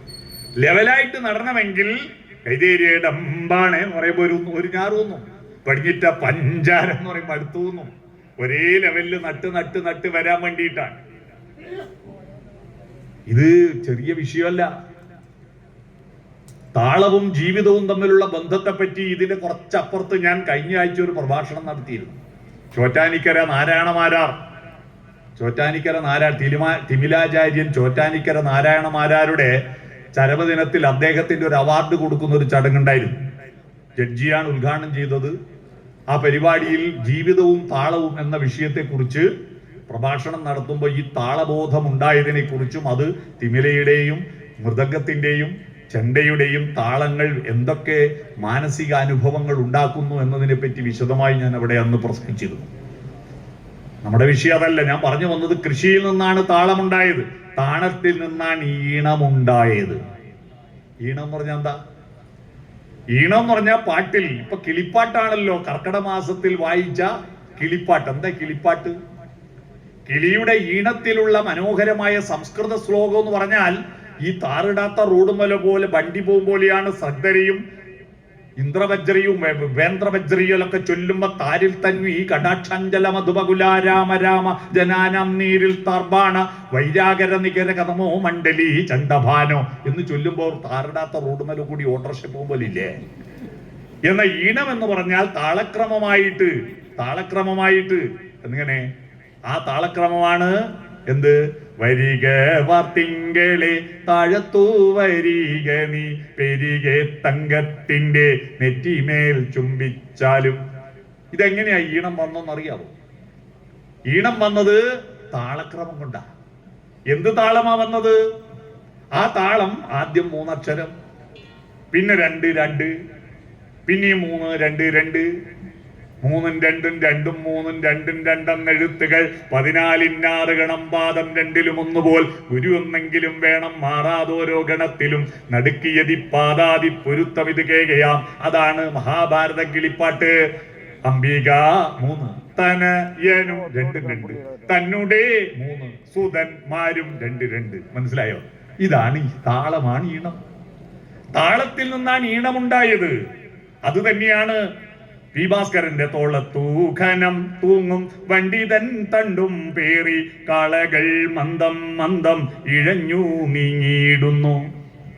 ഇത് തന്നെയാണ് വൈലോപ്പള്ളി സീതാരാമേനോന്റെ അശ്രുവാൽ കടൽ തീർത്തോരാദിമ കവി പാടി അത്രിയാം മഹർഷിതൻ ആശ്രമവാടം പൂകി. അത് തന്നെയാണ് കൈപ്പവല്ലരിയിൽ ചായയും സല്ലാപവും പുതുതായി ഭവാൻ തീർത്ത ചാരുവാം കവിതയും ഹൃദ്യമീ വിരുന്നുണ്ണാൻ.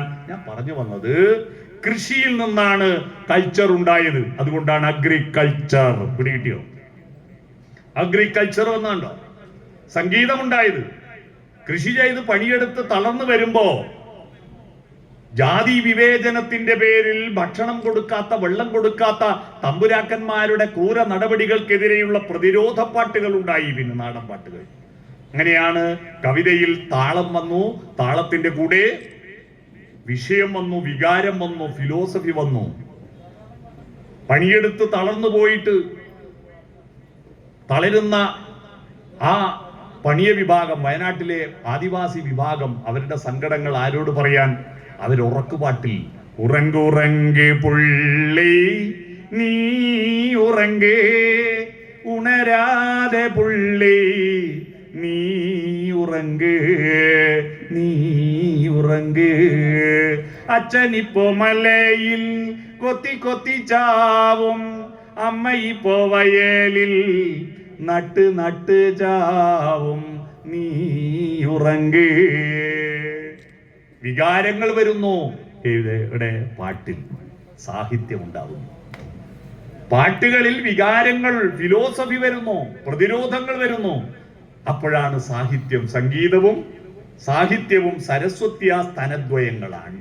സരസ്വതിയുടെ രണ്ട് മുലകളാണ് സംഗീതവും സാഹിത്യവും. ഇതെല്ലാം ആരംഭിച്ചത് കൃഷിയിൽ നിന്നാണ്. ആ കൃഷിയിൽ നിന്നാണ് സർഗാത്മകത ഉണ്ടായത്. ആ സർഗാത്മകത പൂക്കളിൽ നിന്നാണ് ഉണ്ടായത്. പൂക്കളെ നോക്കിയിട്ടാണ് സ്വപ്നം കാണാൻ പഠിച്ചത്. പൂക്കളം തീർക്കലല്ല പ്രധാനം, പൂവിറുക്കലാണ്. പൂവിറുക്കലാണ്. പൂവേ പൊലി പൂവേ പൊലി പൂവേ പൊലി പൂവേ, പൂവേ പൊലി പൂവേ പൊലി പൂവേ പൂവേ എന്ന് പാടുന്നത് എന്താ? ഈ പൊലി എന്ന് പറഞ്ഞാൽ എന്താ? പൊലി എന്ന് പറഞ്ഞാൽ പ്ലസ് എന്നാ. A+ ഇല്ലേ? പ്ലസിന്റെ മലയാളാണ് പൊലി. അറിയാവോ? കുട്ടികൾക്ക് അറിയോ? പൊലിഞ്ഞ മാർക്ക്, അതാ A+ മാർക്ക്. പിടികിട്ടിയോ? പൊലിക പൊലിക. ഞങ്ങളുടെ നാട്ടിൽ കർക്കടക മാസത്തിൽ ആടി വേടം പാടാൻ വരും. ആടി മാസത്തിൽ, ആടി എന്ന് പറഞ്ഞാൽ കർക്കടകം. വേടം പാട്ടിൽ അവരുടെ തോറ്റമിതാണ് പൊലിക പൊലിക മക്കള് പൊലിക, പൊലിക പൊലിക ധാന്യം പൊലിക. മക്കളും ധാന്യവും കൂടുതൽ ഉണ്ടാവട്ടെ, അതാണ് പൊലിക. ആ ധാന്യം കൂട്ടിയിട്ട് പത്തായിട്ട് ഇങ്ങനെ പെരുക്കിയിട്ട് പോണം.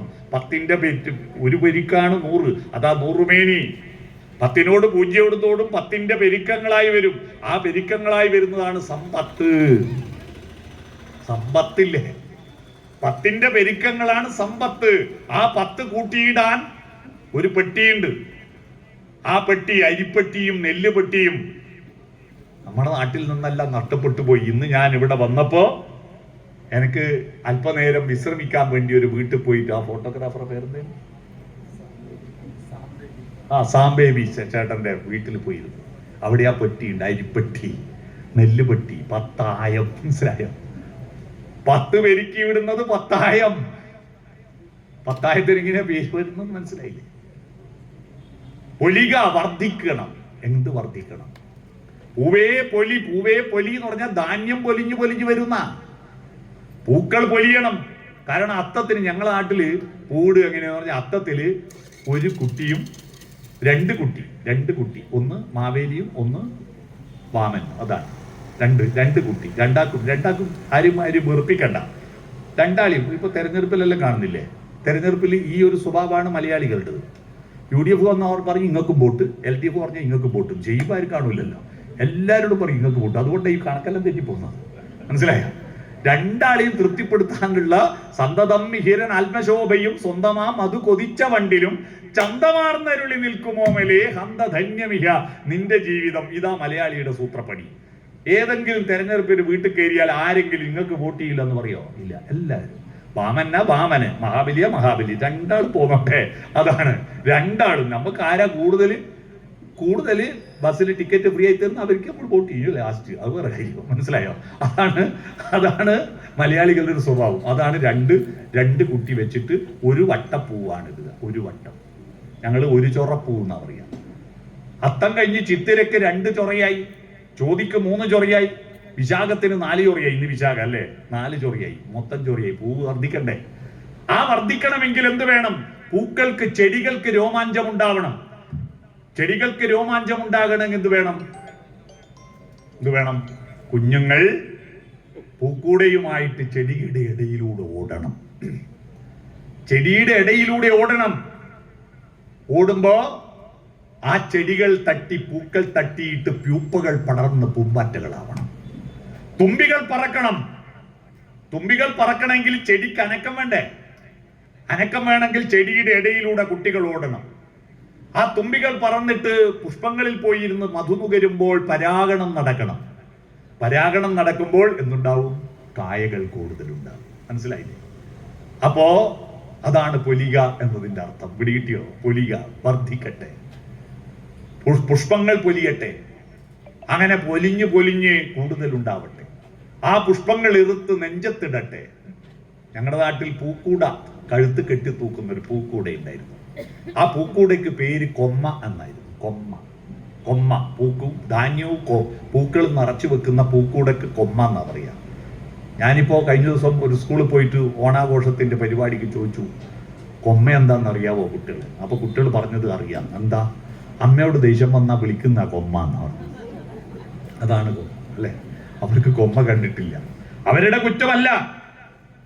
ഈ പോയി നിന്ന് പ്രസംഗിക്കുന്നവര് പറയും, ഇന്ന് കുട്ടികൾ കൊമ്മ കണ്ടിട്ടുണ്ടോ, പൂ പറിക്കാറുണ്ടോ? ഏതെങ്കിലും വല്യപ്പച്ചനും വല്യമ്മയും കൊമ്മ മടഞ്ഞു കൊടുക്കാതെ എങ്ങനെ കുട്ടികൾക്ക് കിട്ടും?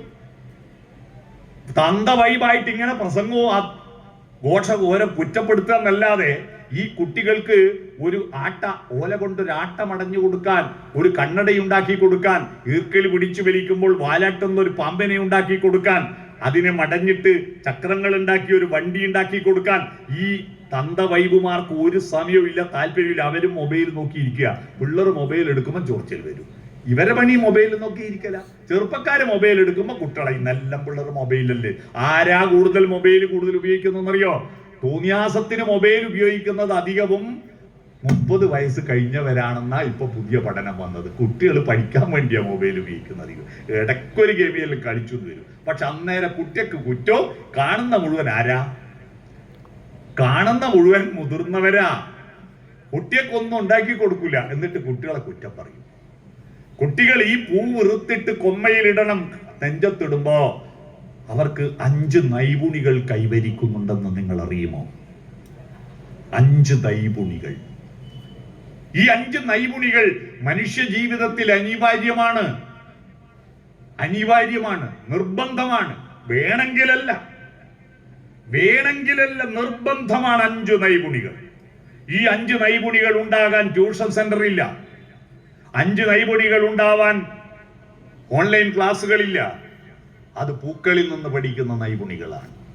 അത് പൂക്കളം തീർത്താ പോരാ, അത് പൂവിറുത്ത് നെഞ്ചത്തിടണം. എന്താണ് ആദ്യത്തെ നൈപുണി? സ്വപ്നം കാണാനുള്ള കഴിവാണ്, കാൽപ്പനികതയാണ്. കാൽപ്പനികതയില്ലെങ്കിൽ ഒരു മനുഷ്യൻ തിന്നാ കിടന്നുറങ്ങുക. ഇത് മാത്രമാണ് ഒരു മനുഷ്യൻ. സ്വപ്നം കാണണ്ടേ? സ്വപ്നങ്ങൾ പൂക്കളല്ലേ? പൂവിന്റെ സ്വപ്നങ്ങൾ പൂക്കളെക്കാളും മൃദുലവും സൗമ്യവുമായിരിക്കും. കേട്ടിട്ടില്ലേ? അത്രമേൽ മണമുള്ള കുടമുല്ലപ്പൂകൾക്ക് എത്ര കീനാക്കളുണ്ടായിരിക്കും. പുഷ്പങ്ങൾ ആകാശത്തേക്ക് നോക്കിയിരിക്കുന്നു അല്ലേ? ആകാശത്തേക്ക് നോക്കിയിരിക്കുന്നു. സ്വപ്നങ്ങൾ മേലോട്ടായിരുന്നു നമ്മുടെ സങ്കല്പം. അതുകൊണ്ട് സ്വപ്നം കാണാൻ കാൽപ്പനിക ബോധം ഉണ്ടാവണം കുട്ടികൾക്ക്. രണ്ടാമത്തത് മാർദ്ദവത്വമാണ്, മൃദുലതയാണ്. കഠോരമല്ല മനുഷ്യൻ, കഠോരമായ ശബ്ദമല്ല മനുഷ്യൻ. മനുഷ്യനായത്, കാട്ടാളൻ മനുഷ്യനായപ്പോഴാണ്. നിഷാദത്തിൽ നിന്ന് ഷഡ്ജമുണ്ടായപ്പോഴാണ്. ഉദാത്തത്തിൽ നിന്ന് അനുദാത്തം ഉണ്ടായപ്പോഴാണ്. കാട്ടാളന്മാരുടെ ശബ്ദം അട്ടഹാസമായിരുന്നില്ലേ? ഏഹേ ഓഹോ. അട്ടഹാസ ശബ്ദത്തിന് സപ്തസ്വരങ്ങളിൽ ഉച്ചസ്ഥായി ശബ്ദം നീയാണല്ലോ. നിഷാദം എന്ന് അതിന് പറയാം. നിഷാദൻ കാട്ടാളനല്ലേ? മാനിഷാദ അരുത് കാട്ടാള. കാട്ടാളത്വ ശബ്ദമാണ് നിഷാദം. ആ നിഷാദത്തിൽ നിന്ന് ഒറ്റക്കമ്പീനാദം എന്ന് മെല്ലെ പറയാൻ തുടങ്ങിയത് കൃഷി ചെയ്യാൻ തുടങ്ങിയപ്പോൾ അടുത്തിരുന്നപ്പോഴാണ് മെല്ലെ പറയാ. അട്ടഹാസത്തിൽ നിന്ന് മെല്ലെ പറഞ്ഞത് അടുത്തിരുന്നപ്പോഴാ. മേൽക്കൂരയുണ്ടാക്കിയപ്പോഴാ, തറയുണ്ടാക്കിയപ്പോഴാ, വീടുണ്ടാക്കിയപ്പോഴാണ്, തമ്മിൽ നോക്കിയപ്പോഴാ നാണം വന്ന് അപ്പോഴാ തുണിയുണ്ടാക്കിയത്. ആദ്യം ഇലകൾ കൊണ്ട് നാണം മറച്ചു, പിന്നെ എലിയുടെ ഷേപ്പിൽ എല്ലാ മനുഷ്യരുടെയും ഗുഹ്യഭാഗത്തിന് ത്രികോണാകൃതിയായതുകൊണ്ട് ആ ഭാഗം മാത്രം മറക്കാൻ ത്രികോണാകൃതിയിൽ ഒരു തുണി ഉണ്ടാക്കി. അതിന് സംസ്കൃതത്തിൽ കച്ചത്രം എന്ന് പറയും. കച്ച എന്ന് പറഞ്ഞാൽ തുണി, ത്രം എന്ന് പറഞ്ഞാൽ മൂന്ന് കോണുള്ള തുണി. അതാണ് സംസ്കൃതത്തിലെ ആദ്യത്തെ വസ്ത്രം. നമുക്കതിന്റെ പേര് 3 കോണിനകത്തായത് കൊണ്ട് കോണകം. പിടികിട്ടിയത് നമ്മൾ ചിരിക്കണ്ട. ആ കോണകത്തിന്റെ ഷേപ്പ് മാറ്റാൻ ഈ ആർട്ടിഫിഷ്യൽ ഇന്റലിജൻസ് യുഗത്തിലും നമുക്ക് കഴിഞ്ഞിട്ടില്ല. ഇപ്പോഴും ലോകത്തിലുള്ള സകല മനുഷ്യന്റെയും അണ്ടർവെയറിന്റെ ഷേപ്പ് ത്രികോണമാണ്. അല്ലേ? കോണകം തന്നെയാ. ആ വസ്ത്രമുണ്ടായത് അടുത്തിരുന്നപ്പോഴാ, മെല്ലെ പറഞ്ഞപ്പോഴാ. അട്ടഹാസത്തിൽ നിന്ന് സോഫ്റ്റനായി മനുഷ്യനോടും പ്രകൃതിയോടും ദൈവങ്ങളോടും ഇപ്പോൾ മൃദുല സംസാരമുണ്ടോ? ഇല്ല. അട്ടഹാസങ്ങളായി മാറുന്നു. മനുഷ്യനോട് മെല്ലെ പറയാറുണ്ടോ? അട്ടഹാസമല്ലേ? കാരണം അട്ടഹാസം പറയാൻ ഒരു കാരണം കൂടിയുണ്ട്. എല്ലാത്തിൻ്റെയും ചെവിയിൽ ഇത് വെച്ചിട്ടുണ്ടാവും. അപ്പോൾ എന്താ വെച്ചാൽ നമ്മൾ പറയുമ്പോൾ ഡബിൾ ശബ്ദത്തിലാണ് പറയുക. കണ്ടിട്ടുണ്ടോ? ചെവിയിൽ ഇയർഫോൺ വെച്ചവരെല്ലാം വർത്താനം പറയുന്ന ഒച്ചത്തിലായിരിക്കും. കാരണം അവൻ കേൾക്കുന്ന ശബ്ദത്തിന്റെ അപ്പുറത്താണ് പറയുക. മനുഷ്യനോട് അട്ടഹാസമാണ്. കുട്ടികളെ വിളിച്ചുണർത്തുന്നത് എങ്ങനെയാ? മോനെ, മോളെ എന്ന വിളി പോയിട്ട് സ്കൂൾ ബസ് വരേണ്ട സമയമായി, കുട്ടികൾ എണീറ്റിട്ടില്ല, ഭക്ഷണം ആയിട്ടില്ല. അട്ടഹാസല്ലേ? നിഷാദമാണ്. ആ കുട്ടികൾ കാട്ടാളനായിട്ടേ ഉണരൂ. കാട്ടാളത്വത്തിലാ കുട്ടികളെ വിളിക്കുന്നത്. ഇനി പ്രകൃതിയോടെങ്ങനെയാ? മഴ പെയ്യുമ്പോൾ പണ്ടത്തെ ആള് നല്ല മഴ, വെയിലറിക്കുമ്പോൾ നല്ല വെയില്. ഇപ്പോഴോ മഴ പെയ്യും എന്തൊരു മഴ, വെയിലറിക്കുമ്പോൾ എന്തൊരു വെയില്. പിന്നെ മഴയും പറ്റൂല, വെയിലും പറ്റൂല. എന്തെന്നാ വേണ്ട ഇവർക്ക്? മഴയും വേണ്ട, വെയിലും വേണ്ട, എല്ലാറ്റിനോടും അസഹിഷ്ണുതയാ. ഇനി ദൈവങ്ങളോട് പണ്ട് ജാനകി പാടിയ പാട്ട്, ലോകം മുഴുവൻ സുഖം പകരാനായി സ്നേഹദീപമീ മിഴി തുറക്കൂ. എത്ര കാമൻ ക്വയറ്റായിരുന്നു. ചെന്നായ്ക്കളെ പോലും പുള്ളിമാനാക്കുന്ന നിൻ പ്രേമ മുന്തിരി പൂക്കൾ. അല്ലേ? വളരെ ശാന്തമായിട്ടായിരുന്നു പണ്ട് ദൈവത്തെ വിളിച്ചിരുന്നത്. ശാന്തിയായിരുന്നു ദൈവവിശ്വാസത്തിന്റെ അടിത്തറ. ഇപ്പൊ അടുത്ത കാലത്ത് എല്ലാ കുഴപ്പങ്ങളുടെയും അടിസ്ഥാനം ദൈവവിശ്വാസവും മതവുമായില്ലേ? എന്താ ദൈവത്തെ വിളിക്കുന്ന എങ്ങനെയാ? ജയ് ശ്രീറാം അല്ല, അട്ടഹാസ. അല്ലാഹു അക്ബർ, കർത്താവേ. ധ്യാന കേന്ദ്രങ്ങളിൽ കർത്താവേ, ദൈവത്തെ പേടിപ്പിക്കുക. കർത്താവേ എന്ന് വിളിക്കുമ്പോൾ ഞാൻ പണ്ട് മൈഡിയർ കുട്ടിച്ചാത്ത സിനിമ ഓർമ്മ വരുന്നത്. കൊട്ടാരക്കര ശ്രീധരൻ നായർ കുട്ടിച്ചാത്ത എന്ന് പറഞ്ഞിട്ട് കുട്ടിച്ചാത്തനെ ആവാഹിക്കുന്ന കണ്ടിട്ടില്ലേ? അതുപോലെ ഇപ്പൊ ദൈവത്തെ വിളിക്കുന്നത്. ദൈവങ്ങളോടും പ്രകൃതിയോടും മനുഷ്യരോടുമുള്ള കമ്മ്യൂണിക്കേഷൻ ഹാർഡായി മാറി. ഈ ഹാർഡായതിന്റെ കാരണം പൂക്കൾ ഇറുത്ത് നെഞ്ചത്തിടുന്നില്ല. പൂക്കളുടെ മാർദ്ദവത്വം. സോഫ്റ്റനാണോ നിങ്ങളുടെ കമ്മ്യൂണിക്കേഷൻ? സോഫ്റ്റനാവണമെങ്കിൽ പൂക്കളെ പോലെ പുഞ്ചിരിക്കണ്ടേ. SOFTEN എന്നാണ് സോഫ്റ്റിന്റെ സ്പെല്ലിങ്. എസ് എന്ന് പറഞ്ഞാൽ സ്മൈൽ എന്നാണ്. പുഞ്ചിരിക്കണ്ടേ. പുഞ്ചിരിക്കാൻ അറിയുന്ന ഒരേ ഒരു ജന്തു മനുഷ്യനാണ്. പുഞ്ചിരിയെ പറ്റി എത്ര പാട്ടുകളുണ്ട് അല്ലേ? എന്മന്ദഹാസം ചന്ദ്രികയായെങ്കിൽ എന്നും പൗർണമി വിടർന്നേനെ. എൻ മുക്തരേണുക്കൾ രത്നങ്ങളായെങ്കിൽ എന്നും നവരത്നമണിഞ്ഞേനെ. എന്നെ ശ്രുബിന്ദുക്കൾ പുഷ്പങ്ങളായെങ്കിൽ എന്നും മാധവമുണർന്നേനെ. അല്ലേ? പുഞ്ചിരിക്കും. രാവിലെ എണീറ്റ് വരുമ്പോ പ്ലാവുമെന്ന് വീണ കൂഴച്ചക്ക പോലെ മോന്തിയാക്കിയിട്ട് ചുളുക്കി മടക്കി വരില്ല. മക്കളെ നോക്കി ഒന്ന് പുഞ്ചിരിച്ചൂടെ? ഹായ്, ഗുഡ് മോർണിംഗ്, അസ്സലാമലൈക്കും ഒന്ന് പറഞ്ഞൂടെ? മക്കൾക്ക് ഇങ്ങോട്ടും പറഞ്ഞൂടെ? അച്ഛാ ഗുഡ് മോർണിംഗ്. ഒന്നുമില്ല, ഒന്നും പുഞ്ചിരിക്കുന്നില്ല. പുഞ്ചിരിക്കുക. ഓപ്പൺ ഹേഡ്, ഹൃദയം തുറക്കുക. ഓണം എന്ന് പറയുന്നത് ഒത്തുചേരുകയാണ്. ONV കുറുപ്പിന്റെ ഏറ്റവും മനോഹരമായ ഗൃഹാതുരത്വ സംഗീതമാണ്, കവിതയാണല്ലോ ആവണിപ്പാടം. ആവണിപ്പാടം മലയാളിയുടെ ഗൃഹാതുരത്വത്തിന്റെ പ്രതീകമാണ് ഓണം. ആവണിപ്പാടം കുളിച്ചു തോർത്തി, മുടിയാകെ വിടർത്തി ഉലർത്തി നിന്നു, പെറ്റെഴുന്നേറ്റു വേദിട്ടു കുളിച്ചൊരു പെൺമണിയെ പോൽ തെളിഞ്ഞു നിന്നു. പ്രസവം കഴിഞ്ഞ് വേത് വെച്ച് കുളിച്ചൊരു പെണ്ണില്ലേ അല്ലേ, അതിനെ പോലെ അങ്ങനെ മരുന്നലൊക്കെ കഴിച്ച് ഉഷാറായി നിൽക്കുന്ന ഒരു പെണ്ണിനെ പോലെ കൊയ്ത്തു കഴിഞ്ഞ പാടം. അപ്പൊ പ്രസവിച്ച പെണ്ണിനെ കാണാൻ വേണ്ടിയിട്ട് ആയമ്മയെ കാണാൻ അക്കരെ ഇക്കരെ ആ വഴി ഈ വഴി ആര് വന്നു, ഓരോരോ പയ്യാരം തങ്ങളിൽ ചൊല്ലി ഓരായിരം കിളിയൊത്തു വന്നു. 15 വർഷം മുമ്പ് ഞാൻ ഈ പാട്ട് പാടിയിട്ട് ഒരു സ്ഥലത്ത് പ്രസംഗിച്ചു. 15 വർഷം മുമ്പ് ആ പ്രസംഗത്തിനെതിരെ എനിക്കൊരു വക്കീൽ നോട്ടീസ് വന്നു, നഷ്ടപരിഹാരം ചോദിച്ചിട്ട്. ഞാനന്ന് പറഞ്ഞു, പ്രസവിച്ച പെണ്ണിനെ കാണാൻ ഒരുപാട് ആൾ അങ്ങൊന്നും ഇങ്ങൊന്നും ഒരു പുതിയതായിട്ട് പോകും, കുട്ടി കുപ്പായോ അതിൻ്റെ അകത്ത് ജോൺസൺ ആൻഡ് ജോൺസൺ പൗഡറും ഉണ്ടാവും. ദയവീതിട്ട് ജോൺസൺ ആൻഡ് ജോൺസൺ പൗഡർ കുട്ടികളെ ഇടിക്കല്ലേ, ക്യാൻസർ ഉണ്ടാക്കുന്ന സാധനമാണ് എന്ന് ഞാൻ അന്ന് പറഞ്ഞപ്പോൾ ജോൺസൺ ആൻഡ് ജോൺസന്റെ ജനറൽ മാനേജർ, സെയിൽസ് മാനേജർ എനിക്ക് നോട്ടീസ് അയച്ചു. നിങ്ങളുടെ പ്രസ്താവന പിൻവലിച്ച് മാപ്പ് പറഞ്ഞില്ലേ, നിങ്ങൾക്കെതിരെ ഞങ്ങൾക്ക് വിൽപ്പന കുറഞ്ഞിട്ടുണ്ട്, നഷ്ടപരിഹാരം കൊടുക്കും. കഴിഞ്ഞ വർഷം അമേരിക്കയിലെ കോടതി $50,000 കോടി നഷ്ടപരിഹാരം കൊടുപ്പിച്ചു. അറിയോ, ജോൺസൺ ആൻഡ് ജോൺസൺ പൗഡർ ഉപയോഗിച്ചിട്ട് ക്യാൻസർ വന്ന കുട്ടികൾക്ക് നഷ്ടപരിഹാരം കൊടുത്തു. 15 കൊല്ലം മുമ്പ് ഞാൻ പറഞ്ഞതാ ഇത്, ജോൺസൺ ആൻഡ് ജോൺസൺ പൗഡർ ഉപയോഗിക്കരുത്. ഇത് ഞാൻ വെറുതെ ആനുഷംഗികമായി പറഞ്ഞതാ, കുട്ടിക്കുപ്പായം കൊണ്ടുപോയി.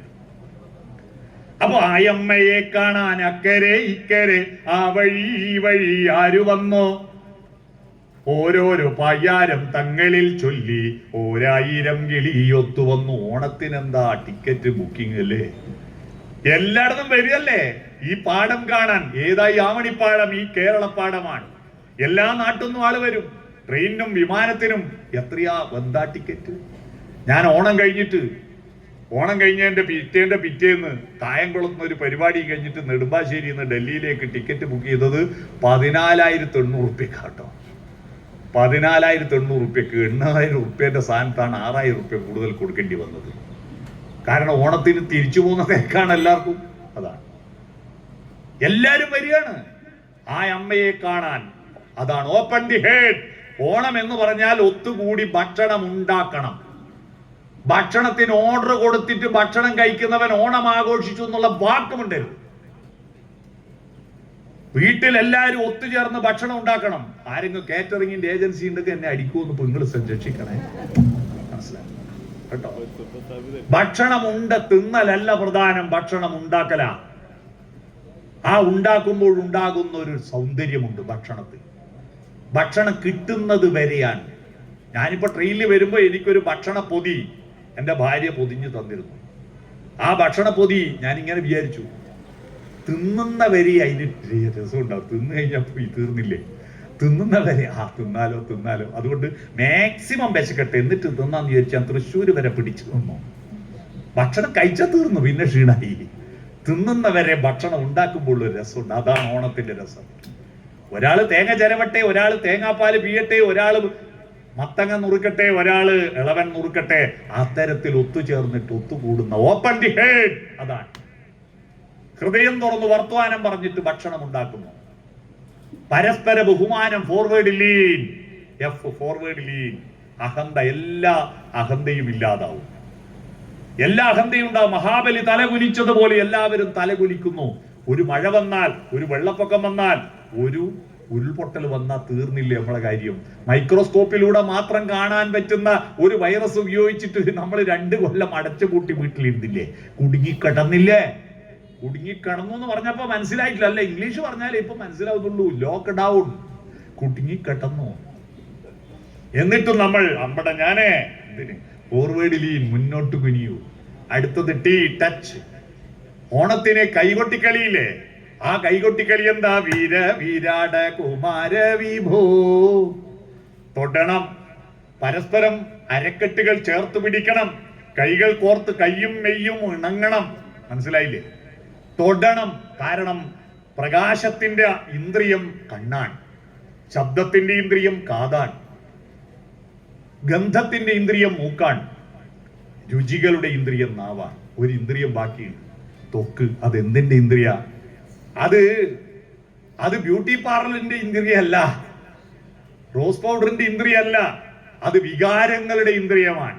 നമുക്ക് വല്ലാത്തൊരു സന്തോഷം, അനുഭൂതി ഉണ്ടെങ്കിൽ രോമാഞ്ചം ഉണ്ടാവില്ലേ? രോമങ്ങളെല്ലാം കോയെന്ന് പറഞ്ഞിട്ട് എഴുന്നേറ്റ് വെക്കൂലേ? അതിന്റെ പേരാണ് രോമാഞ്ചം. ഇനി രോമം ഇല്ലാത്താക്ക് തോലാഞ്ചം ഉണ്ടാവും. മനസ്സിലായോ? അവിടെയാണ് വികാരങ്ങൾ. അവിടെ തൊടണം, ഷെയ്ക്കാൻഡ്, കെട്ടിപ്പിടിക്കണം, മുത്തം കൊടുക്കണം, ചേർത്ത് പിടിക്കണം. തൊടാറുണ്ടോ? ഭാര്യയും ഭർത്താവും മക്കളുടെ മുന്നിൽ അടുത്തിരുന്ന് തൊട്ടിരുന്ന് വർത്തമാനം പറയാറുണ്ടെങ്കിൽ ആ വീട്ടിലെ കുട്ടികൾക്ക് നല്ല സംസ്കാരം ഉണ്ടാവും എന്നാ പറയുന്നത്. ഭാര്യയും ഭർത്താവും കുട്ടികളുടെ മുന്നിൽ അടുത്തിരുന്ന് ചുമലിൽ കൈയും വെച്ച് കൈകൾ കോർത്ത് പ്രേമിക്കണം. പ്രേമത്തെ പറ്റി കുട്ടികൾ തെറ്റിദ്ധരിച്ചിരിക്കുന്നു. വിവാഹം വരെയുള്ള തരികിടയാണ് പ്രേമം. കല്യാണം കഴിഞ്ഞാൽ പിന്നെ അഡ്ജസ്റ്റ്മെന്റാ, പ്രേമമില്ല. അല്ല, പ്രേമം വിവാഹത്തിൽ ആരംഭിച്ചു മരണം വരെ പൂത്ത് വികസിക്കേണ്ടതാണ്. മരിക്കും വരെ വികസിക്കണം. മരിക്കും വരെ പ്രേമിക്കാൻ ഒരു മരുന്ന് വേണമെങ്കിൽ ഞാനിപ്പോ പറഞ്ഞു തരാം, നിങ്ങൾ പോകുമ്പോൾ വാങ്ങിക്കോളൂ. മരിക്കുന്നവരെ പ്രേമിക്കാൻ. അത് NN കക്കാടിന്റെ സഫലമീ യാത്ര എന്ന കവിത വായിച്ചാൽ മതി. ആശുപത്രി കിടക്കയിൽ ക്യാൻസർ രോഗം ബാധിച്ചിട്ട് ഒരു ചുമയ്ക്കന്റെ ഈ പഴം കൂടടി അടിയിടറി വീഴാമെന്ന് പറയുമ്പോഴും ആതിര വരും, വിഷു വരും, തിരുവോണം വരും, ഓരോ തളിരിനും പൂവരും, കായ്വരും, വരും കൊല്ലം ആരെന്നും എന്തെന്നും ആർക്കറിയാം. നമുക്ക് ഈ ആർദ്രയായ തിരുവാതിരയെ സ്വീകരിക്കാം. നീ എൻ അണിയത്ത് ചേർന്നു നിൽക്കൂ സഖി. ആർദ്രമീധനുമാസരാവുകളിലൊന്നിൽ ആതിര വരും പോകുമല്ലേ സഖി. ഞാൻ ഈ ജനലഴി പിടിച്ചൊട്ടു നിൽക്കട്ടെ, ഈ പഴം കൂടൊരു ചുമയ്ക്കടിയിടറി വീഴാം. മരിക്കാൻ കിടക്കുമ്പോഴും പ്രേമിക്കുന്ന കവി. പ്രേമിക്ക്, തൊട്, മക്കളെ മുമ്പിൽ തൊട്ടിരിക്ക്, തൊടണം. ഇത് കല്യാണം വരെ രാവിലെ ഉച്ചക്ക് രാത്രി ഐ ലവ് യു വാട്സപ്പിൽ അയക്കും. കല്യാണം കഴിഞ്ഞിട്ട് ഒരു തവണ പറഞ്ഞോ? വിവാഹത്തിന് ശേഷം ഐ ലവ് യു പറയാറുണ്ടോ? ഐ ലൈക്ക് യു എന്ന് പറയാറുണ്ടോ? ഇല്ല. എന്തേ പറയാത്തത്? കുന്നംകുളക്കാരാ മറുപടി തന്നാൽ.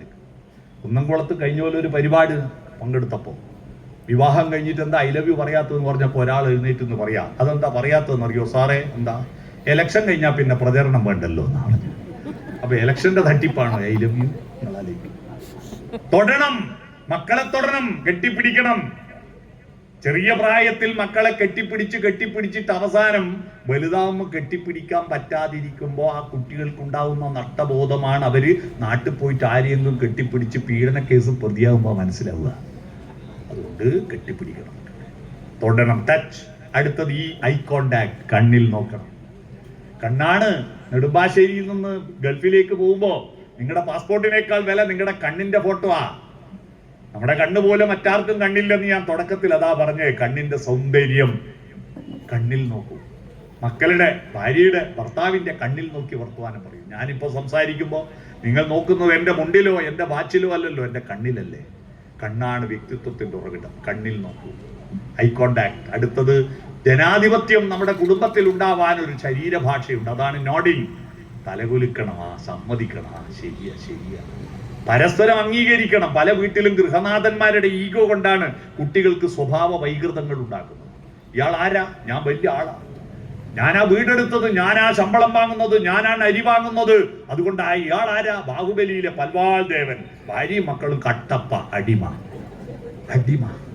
ചായ, ചോറ്. അരവിന്ദന്റെ അതിഥികൾ എന്ന് പറയുന്ന ശ്രീനിവാസന്റെ മോൻ, പിന്നെ എന്തേലും അവന്റെ പേര്, വിനീത് ശ്രീനിവാസന്റെ സിനിമയില് വിജയരാഘവൻ അവതരിപ്പിക്കുന്ന ഒരു കഥാപാത്രമുണ്ട് അല്ലെ. ചായ എന്ന് പറയുമ്പോ അങ്ങ് നെണ്ണ്, ഒന്ന് രണ്ട് നെണ്ണുന്നുണ്ടല്ലേ പെണ്ണുങ്ങള്. എന്തിന്? ഓണം എന്ന് പറഞ്ഞാൽ നമ്മുടെ ഈക്വാലിറ്റിയാണ്, നല്ലോണമാണ്. ഓണം എന്ന് പറഞ്ഞാൽ എന്താ? മാവേലി നാടു വാണിയിടും കാല. വാണു എന്ന് ഒരിക്കലും പറഞ്ഞിട്ടില്ല, വാണകാലല്ല, വാണിയിടും കാലം. പണ്ട് വാണിരുന്നു എന്നല്ല പറഞ്ഞത്, വാണിയിടുന്ന കാലം, വേലിയില്ലാത്ത കാലം. മാ നിഷാദ, അരുത് കാട്ടാള, മാ വേലി, അരുത് വേലി. എന്തോ നിന്തോ എന്ന് പറഞ്ഞ് വേറെയില്ല, എല്ലാം എല്ലാവരുടേതുമായ കാലം. അതാണ് മാ വേലി നാട് അല്ലേ. മാവേലി നാട്. ഇന്ന് വേലിക്കാണ് വീടിനേക്കാൾ പണം ചെലവഴിക്കുന്നത്. വേലിയുടെ പുതിയ പേരാണ്. നമ്മളെ കുട്ടികൾ A+ വാങ്ങുന്നത് എന്തിനാ? ഫുൾ A+ വാങ്ങിയിട്ട് എൻട്രൻസ് എക്സാമിനേഷൻ എഴുതാൻ, കോച്ചിങ്ങിന് ചേരാൻ, എൻട്രൻസ് കോച്ചിങ്. എന്നിട്ട് എക്സാമിനേഷന് റാങ്ക് ലിസ്റ്റിൽ പേര് വരാൻ, പേര് വന്നിട്ട് പ്രൊഫഷണൽ കോഴ്സിൽ അഡ്മിഷൻ കിട്ടാൻ, അഡ്മിഷൻ കിട്ടിയിട്ട് പ്ലേസ്മെന്റ് കിട്ടാൻ, പ്ലേസ്മെന്റ് കിട്ടിയിട്ട് ജോലി കിട്ടാൻ, ജോലി കിട്ടിയിട്ട് ശമ്പളം കിട്ടാൻ, ശമ്പളം കിട്ടിയിട്ടോ കൊട്ടാരം പോലത്തെ ഒരു വീടെടുക്കാൻ, വീടെടുത്തിട്ട് അതിന്റെ ചുറ്റുവട്ടം ആനക്ക് കടക്കാൻ പറ്റാത്ത മതിൽ കെട്ടണം, അല്ലെ? ഭയങ്കര മതിലാണ്. ആ മതിലിന് റിമോട്ട് കൺട്രോളിന്റെ ഗേറ്റ് പിടിപ്പിക്കണം. റിമോട്ട് കൺട്രോളിന്റെ ഗേറ്റ് പിടിപ്പിച്ച വീട്ടുകാർക്കൊക്കെ ഹാൻഡികാപ്ഡ് ഭിന്നശേഷി പെൻഷൻ കൊടുക്കണം. പ്രസിഡന്റ്, ചെയർമാന്, എല്ലാവർക്കും റിമോട്ട് കൺട്രോളിന്റെ ഗേറ്റ് പിടിപ്പിച്ചവർക്ക് മുഴുവൻ ഈ പെൻഷൻ കൊടുക്കണം. എന്തിനാണെന്നറിയോ? ഗേറ്റ് തുറക്കാൻ വരാന്തേന്ന് മുറ്റത്തിറങ്ങാൻ ജീവനോടെ കാലുള്ള ഒരാളും അടിയില്ല. നമ്മക്ക് കാല് തന്നൊന്നും നടക്കാനല്ലേ, വരാന്തേന്നൊന്നും മുറ്റത്തിറങ്ങാൻ കാലില്ല, പിന്നെ അത് കൊത്തി എറിയരുതോ? ഒന്ന് തുറന്നു കൊടുക്കാൻ മുറ്റത്തിറങ്ങൂല, റിമോട്ടിന് നിയന്ത്രിക്കുക. എന്നിട്ട് കുറെ ചെടി വാങ്ങി പിടിപ്പിക്കും. ആര് കാണാൻ? നാട്ടുകാരെ കാണാൻ വിടൂല, മതിൽ കെട്ടി മറിച്ചിട്ടുണ്ട്. വീട്ടുകാർ കാണോ? എല്ലാ വീട്ടിലും ചെടി ഉണ്ടാവും, പക്ഷെ വീട്ടുകാർ കാണൂല. കാരണം വാതിൽ തുറക്കില്ല. ഒരു വീടിന്റെയും വാതിൽ തുറക്കില്ല. എല്ലാം വാതിലടച്ച് അകത്ത് കുഴിച്ചിട്ടിരിക്കുന്ന എല്ലാത്തിനെയും. എന്നിട്ട് മനുഷ്യനിൽ വിശ്വാസം ഇല്ലാത്തതുകൊണ്ട് ഒരു പട്ടിയെ വാങ്ങി പോറ്റും. എന്നിട്ട് രാത്രി 9:30-10 മണിക്ക് ഗേറ്റ് തുറക്കും. എന്തിന്? അപ്പുറത്തെ വീട്ടിലെ സുഖമില്ലാത്ത വല്യമ്മയെ അസുഖം അന്വേഷിക്കാനല്ല, ഇപ്പുറത്തെ വീട്ടിലെ പയ്യൻ ഏത് കോളേജിൽ അഡ്മിഷൻ കിട്ടിയെന്ന് ചോദിക്കാനല്ല, അതിന്റെ അപ്പുറത്തെ വീട്ടില് പയ്യെ കുറെ കാലമായല്ലോ പെണ്ണന്വേഷിക്കുന്നു, എവിടെയെങ്കിലും സെറ്റായ മോനെന്ന് ചോദിക്കാനൊന്നും ഗേറ്റ് തുറക്കൂല. ഈ പട്ടീനെ വിസർജിക്കാൻ അത് മുനിസിപ്പൽ റോഡുമ്പോൾ പോയി തൂറിക്കൊള്ളുക. അതിനുവേണ്ടി മാത്രം പട്ടീന്റെ ചങ്ങലയും പിടിച്ച് തുറക്കുന്ന കുറെ കഴുതകളെ കണ്ടിട്ടുണ്ടോ? ആ ഒരു കഴുതയാവാൻ എന്തിനാണ് നമ്മൾ മലയാളിയായത്? പട്ടീന്റെ ചങ്ങലയും പിടിച്ചിട്ട് വേറെ ഒന്നിനും പുറത്ത് കാണാണ്ട് ഇതിനു വേണ്ടി മാത്രം പുറത്തു പോകുന്ന ഒരാളെ കണ്ടിട്ട് നാട്ടുകാരും ചോദിച്ചു, ഈ കഴുതേനെയും കൊണ്ട് എങ്ങോട്ടാണ്? അപ്പോൾ അയാൾ പറഞ്ഞു, നിനക്ക് കണ്ണ് കാണൂല, ഇത് കഴുതിയല്ല, ഇത് പട്ടിയാണ്. അപ്പോൾ അയാൾ പറഞ്ഞു, അത് പട്ടിയാന്ന് എനിക്ക് മനസ്സിലായി, ഞാൻ പട്ടിയോട് ചോദിച്ചതാ ഈ കഴുതേനെയും കൊണ്ട് എങ്ങോട്ടാണ്. മനസ്സിലായോ? ഇത്തരത്തിലൊരാളാവാനല്ല പരസ്പര ബഹുമാനം. ഓണം നമ്മളോട് പറയുന്നത് തലകുലിക്ക് സമ്മതിക്ക്, പരസ്പരം നോഡിങ്. അപ്പൊ എങ്ങനെ ആർദ്രമാവുന്നത്? മാർദ്ദവത്വം. Smile, open head, forward lean, touch, eye contact, nodding. SOFTEN, soften your communication. പിടികിട്ടിയോ? മാർദ്ദവത്വം. പൂവിന്റെ 2 ഗുണങ്ങൾ: 1 കാൽപ്പനികത, 2 മാർദ്ദവത്വം, 3 മധുരം. തേനുണ്ടാക്കുന്നത് ആരാന്ന് ചോദിച്ചാൽ കുട്ടികൾ ഉത്തരം പറയും തേനീച്ച. തേനീച്ച ഇതുവരെ ഒരു തുള്ളി തേൻ ഉണ്ടാക്കിയിട്ടില്ല. പൂവിൽ നിന്ന് എടുത്ത് അവിടെ കൊണ്ടേ വെക്കലല്ലേ ഉള്ളൂ. പിന്നെ തട്ടിപ്പ് തേനുണ്ട്, പഞ്ചാര വെച്ച് കൊടുത്തിട്ട് തേൻ ഉണ്ടാക്കുന്നുണ്ട്. അത് വേറെ, അത് തേനല്ല. യഥാർത്ഥ തേന് പൂക്കൾ മാത്രം ഉണ്ടാക്കുന്നതാണ്. ആ മാധുര്യം, പ്രകൃതിദത്തമായ മാധുര്യം, അതിനെ കൊണ്ട് ഒരു കുഴപ്പമില്ലാത്ത മധുരമാണ്. ആ മാധുര്യം നമ്മുടെ സ്വഭാവത്തിൽ ഉണ്ടാവണ്ടേ, അല്ലേ? മധുരിക്കട്ടെ, നിന്നെ മധുരിക്കട്ടെ എന്ന്. വിവാഹം കഴിഞ്ഞും അവവധുവിനെ ഭർത്താവിന്റെ വീട്ടിലേക്ക് കൊണ്ടുവന്നാൽ പഴം പഞ്ചസാരയിൽ കുത്തിയിട്ട് വായിൽ വെച്ചു കൊടുക്കും വരന്റെ അമ്മ. പെണ്ണിന്റെ വായിൽ വെച്ചു കൊടുക്കും. എന്നിട്ട് പറയുന്നൊരു വാക്കുണ്ട്, ഈ പഴവും പാലും പഞ്ചസാരയും മധുരിച്ച പോലെ എന്റെ മകനെ നിനക്ക് മധുരിക്കട്ടെ എന്നാണ്. നമ്മളെ മധുരിക്കണ്ടേ ആളുകൾക്ക്? നമ്മളെ മധുരിക്കണ്ടേ? ആ മധുരിക്കണമെങ്കിൽ പൂവിന്റെ ഗുണങ്ങൾ, ആ മധുരം എന്താണെന്ന് അറിയണം. വാഴക്കൂമ്പിലെ വാഴപ്പിന്റെ പൂവാണല്ലോ വാഴക്കൂമ്പ്. ആ കൂമ്പിൽ അതിന്റെ പോള അടത്തിയിട്ട് അതിന്റെ ഒരു പ്ലാസ്റ്റിക് പോലത്തെ ഒരു സാധനത്തിലുള്ള തേന് വായ കൊണ്ട് കുടിച്ച ആരെങ്കിലും മലയാളി ഉണ്ടോ? അവന് മലയാളി എന്ന് പേര് വെക്കാം. അത് കുടിക്കാത്തവനാണെങ്കിൽ ജന്മത്തിലെ മലയാളി എന്ന് പറയുന്നത്. അതിന്റെ മധുരം ഉണ്ടെന്നില്ലെങ്കിൽ നീ പിന്നെ ബിരിയാണി തിന്നിട്ടും മന്തി തിന്നിട്ടും മലയാളി എന്ന് പറയുന്നതിൽ എന്താ അർത്ഥം? ആ മാധുര്യം വേണം. 3ാമത്തെ പൂവിന്റെ ഗുണങ്ങൾ നമ്മളെ മധുരിക്കണം. 4ാമത്തത് സുഗന്ധം. പൂക്കളാണ് സുഗന്ധം ഉണ്ടാക്കുന്നത്. നമ്മുടെ സ്വഭാവം, അല്ലെ? നമ്മുടെ സ്വഭാവം. ഒരാൾ ഒരു സദസ്സിലേക്ക് കടന്നു വരുമ്പോ എല്ലാവർക്കും നല്ല മനുഷ്യൻ എന്ന് തോന്നുന്നത് അയാൾ അടിച്ച സ്പ്രേ കൊണ്ടല്ല, അയാളുടെ മാനസികമായ ഒരു വൈബുണ്ട്, ഒരു എനർജി ഉണ്ട്. അതുകൊണ്ടാണ് ഒരു എനർജി ഉണ്ട്. ഞാനിപ്പോ ഇവിടെ പ്രസംഗിക്കാൻ നിൽക്കുമ്പോ എനിക്ക് പ്രസംഗത്തിന് എനർജിയും ഊർജവും കിട്ടിയത് പ്രേംകുമാർ ഡോക്ടർ ഇവിടെ മുമ്പിൽ വന്നിരുന്നപ്പോൾ ഉണ്ടായ ഒരു സന്തോഷം എത്രയാണെന്നറിയും. കാരണം അത്രയും സൗഹൃദം ഉണ്ടായിരുന്നു ഞങ്ങൾ തമ്മിൽ. അവിടെ സൗഹൃദമുണ്ടായിരുന്നു. അദ്ദേഹത്തെ ഞാൻ മാതൃകയാക്കിയിട്ട് പല ക്ലാസ്സുകളിലും പറയാറുണ്ട്. പ്രൊഫഷണലിസത്തിന്റെ ഒരു ഉദാഹരണം. അദ്ദേഹം ഒരു വെറ്റിനറി ഡോക്ടറായിരുന്നു. അദ്ദേഹം എവിടെ പോയാലും ഒരു പശു അദ്ദേഹത്തെ കുത്താറില്ല, ചവിട്ടാറില്ല. അതിന് ചെന്ന് കയറുമ്പോൾ തന്നെ അദ്ദേഹം ഒരു മൂളിപ്പാട്ടും പാടിയിട്ടാ പോവുക എല്ലായിടത്തും. ആ മൂളിപ്പാട്ട് പശുവിന് ഇഷ്ടമാണ്. ഒരു പശു അദ്ദേഹത്തെ ഉപദ്രവിക്കാറില്ല. അതൊരു പ്രത്യേക ആനന്ദത്തോടുകൂടി ആസ്വാദ്യകരമായി തൊഴിൽ ചെയ്യണം. അതൊരു വൈബാണ്. നമ്മൾ സുഗന്ധമുണ്ടാവണം. നമ്മൾ ഒരു സ്ഥലത്ത് കയറി ചെല്ലുമ്പോ ഓനുണ്ട് വന്നിട്ടുണ്ട് അമ്മോ എന്ന് തോന്നുന്നുണ്ട. പിന്നെ നമ്മളെന്തിനാ മനുഷ്യരായത്? നമ്മൾ സുഗന്ധം. അപ്പോ 4 ഗുണങ്ങൾ പറഞ്ഞു പോവില്ല. 5ാമത്തെ ഗുണം വൈവിധ്യങ്ങളാണ്. നിങ്ങൾ വീട്ടിലിരിക്കുന്ന വീട്ടിന്റെ മുറ്റത്തിടുന്ന പൂക്കളം, എല്ലാ പൂവും ഒരേ കളറാണെങ്കിൽ എന്തെങ്കിലും രസം ഉണ്ടാവും? ഇല്ല. പൂക്കളത്തിന്റെ പ്രത്യേകത, പൂക്കളം ഇടുമ്പോൾ കുട്ടികൾ 2 നൈപുണികൾ സമ്പാദിക്കുന്നുണ്ട്. എന്താണത്? ഒന്ന്, അവർ ശേഖരിച്ച പൂക്കൾക്ക് കണക്കായിട്ട് അവർ കളം തീർക്കും. അതിലൂടെ അവൻ പഠിക്കുന്നത് എന്താണെന്നറിയോ? അവൻ പഠിക്കുന്നത് സമ്പാദ്യത്തിന് കണക്കായി ജീവിതത്തിന്റെ പൂക്കളം തീർക്കാനാണ്. എന്നാൽ കളവും ഭരിച്ചു വെച്ചിട്ട് പണം കൊടുത്ത് പൂ വാങ്ങാൻ പോകുന്ന കുട്ടി എന്താ? അവന് ശമ്പളം എത്രയാ നോക്കാതെ വലിയ വീടിന്റെ പ്ലാന്, 4 ആക്ക് 40 ആക്ക് കിടന്നുരുളന്റെ വീടിന്റെ പ്ലാൻ ഉണ്ടാക്കിയിട്ട് ലോണിന് പോയിട്ട് മരണം വരെ ലോൺ അടച്ച് നരകിച്ച്. എന്താ കാരണം? കിട്ടിയതിനനുസരിച്ച് ജീവിക്കാൻ അറിയില്ല. താൻ പറിച്ചെടുത്ത പൂവിന് കണക്കായി കളമുണ്ടാക്കുമ്പോൾ കുട്ടി പഠിക്കുന്ന ഒരു നൈപുണി തന്റെ സമ്പാദ്യത്തിനനുസരിച്ച് ജീവിതത്തിന്റെ പൂക്കളം ഉണ്ടാക്കാൻ. മറ്റൊന്ന്, ആ പല പൂക്കളെ കൂട്ടിച്ചേർത്തിട്ട് കളമുണ്ടാക്കുമ്പോൾ ഉള്ള സൗന്ദര്യം. നമ്മുടെ ഭാരതത്തിന്റെ മതനിരപേക്ഷതയുടെ പൂക്കളമാണത്.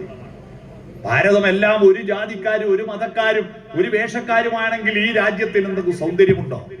എരഞ്ഞോളി മൂസ എന്നു പേരുള്ള പ്രശസ്ത മാപ്പിളപ്പാട്ട് കലാകാരനുണ്ട്, മരിച്ചുപോയി. അദ്ദേഹം സ്ഥിരം പാടുന്ന ഒരു പാട്ടുണ്ട്. എന്തെല്ലാം വർണ്ണങ്ങൾ, ഏതെല്ലാം ഗന്ധങ്ങൾ, എന്തെല്ലാം പൂക്കളി ഉദ്യാനത്തിൽ, അതുപോൽ ഏതെല്ലാം ജാതിക്കാർ ഭാരതത്തിൽ.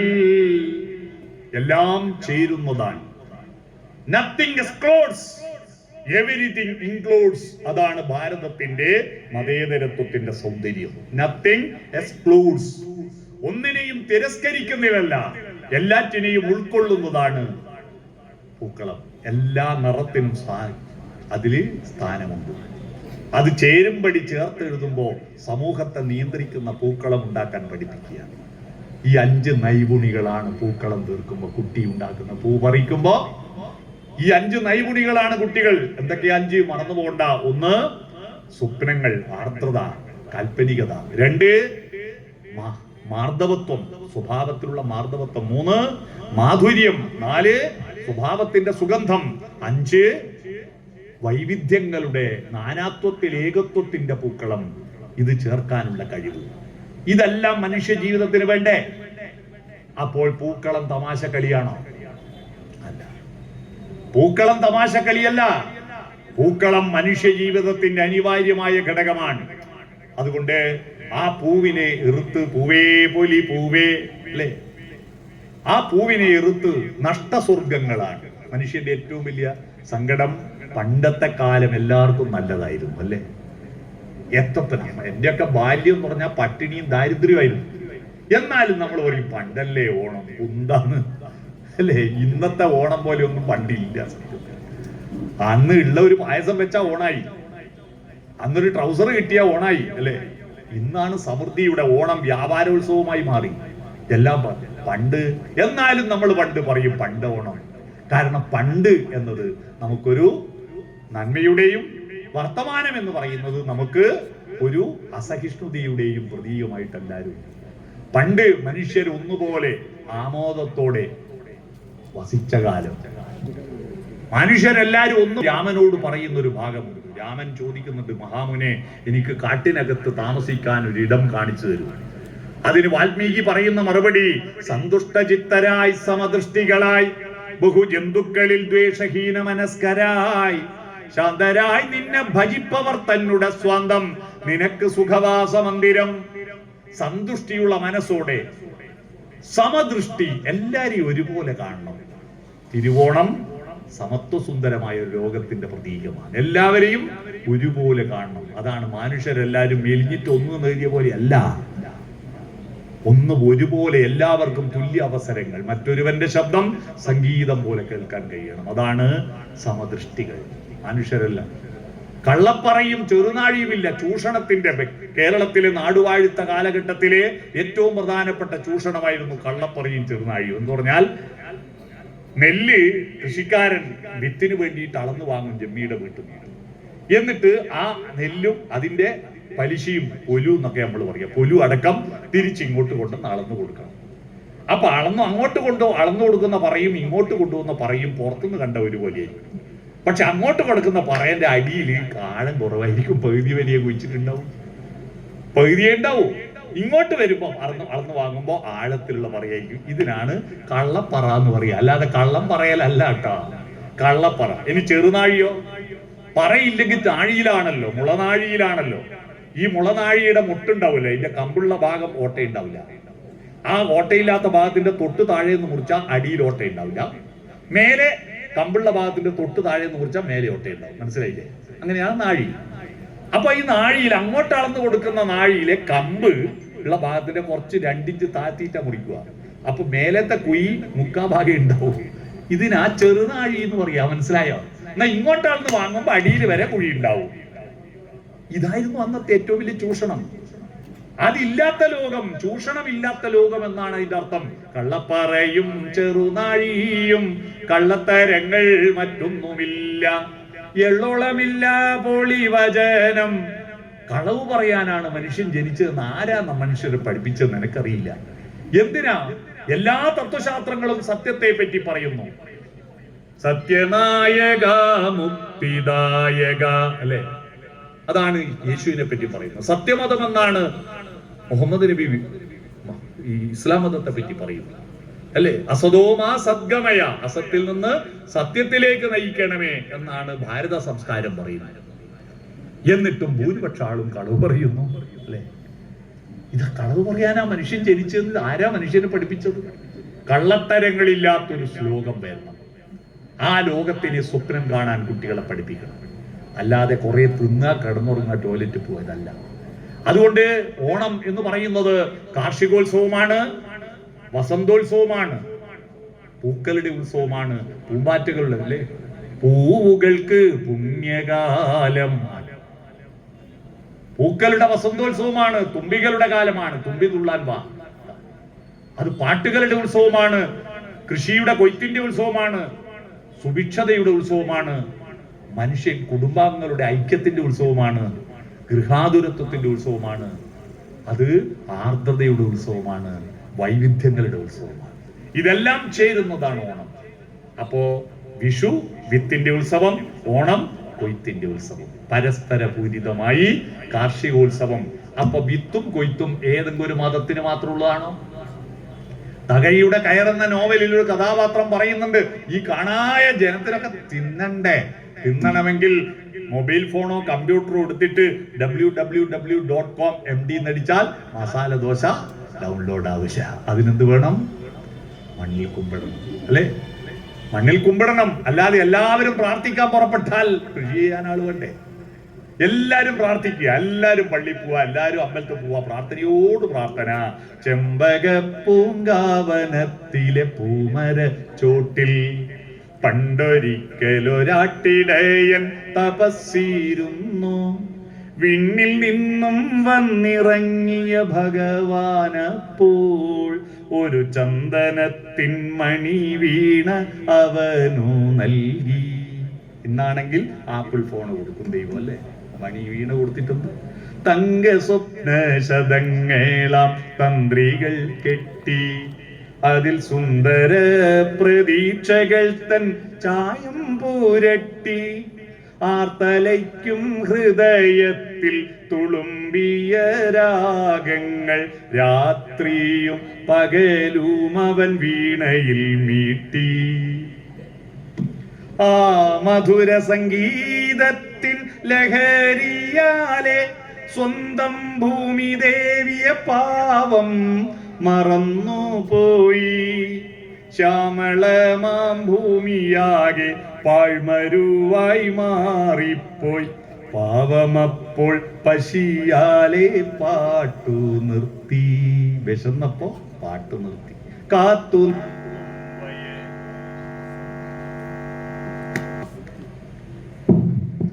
കൗൺസിലർ കൂടിയായ ശ്രീ MV ഉല്ലാസ്, ഇവിടെ സദസ്സിൽ സന്നിഹിതയായിരിക്കുന്ന മരട് നഗരസഭയുടെ ചെയർപേഴ്സൺ ശ്രീമതി അജിത നന്ദകുമാർ, ഇവിടെ സ്വാഗത പ്രസംഗം നടത്തിയ councillor Devus Antony, councillor MK Muraleedharan, ആയിരിക്കുന്ന മറ്റ് നഗരസഭയുടെ സ്റ്റാൻഡിംഗ് കമ്മിറ്റി ചെയർമാൻമാർ, കൗൺസിലർമാർ, സദസ്സിലിരിക്കുന്ന പരിണതപ്രജ്ഞരായ ഗുരുജനങ്ങളെ, എൻ്റെ അടുത്ത സുഹൃത്തും ഇപ്പോൾ നിങ്ങളുടെ നാട്ടിൽ താമസക്കാരനുമായ ഡോക്ടർ പ്രേംകുമാർ അടക്കമുള്ള സദസ്യരെ, പ്രിയപ്പെട്ട സഹോദരി സഹോദരന്മാരെ, സുഹൃത്തുക്കളെ, നിങ്ങൾക്കെല്ലാവർക്കും നമസ്കാരം. അത്തം മുതൽ, കർഷക ദിനം മുതൽ, ചിങ്ങം 1 മുതൽ മരട് നഗരസഭ ഓണത്തെ സ്വീകരിക്കാനും ഓണത്തെ പൊലിപ്പിക്കാനും വിപുലമായ രീതിയിലുള്ള പരിപാടികൾ സംഘടിപ്പിച്ചു വരികയാണ്. അതിൻ്റെ ഭാഗമായിട്ടാണ് ഇന്ന് മനോഹരമായ ഒരു നാടകം, ഒറ്റ എന്നൊരു നാടകവും ഓണത്തെ പറ്റിയിട്ടുള്ള നമ്മളുടെ കുറച്ച് ചിന്തകൾ ഒന്ന് കൂട്ടമായി ചിന്തിക്കാനുള്ളൊരു അവസരവും ഉണ്ടാക്കി തീർത്തിരിക്കുന്നത്. ഓണത്തിൻ്റെ പ്രസംഗങ്ങൾ ഈ വർഷം ഓണം വളരെ നേരത്തെയാണ്. സാധാരണ സെപ്റ്റംബർ മാസത്തിലാണ് ഉണ്ടാവാറ്. ഇപ്രാവശ്യം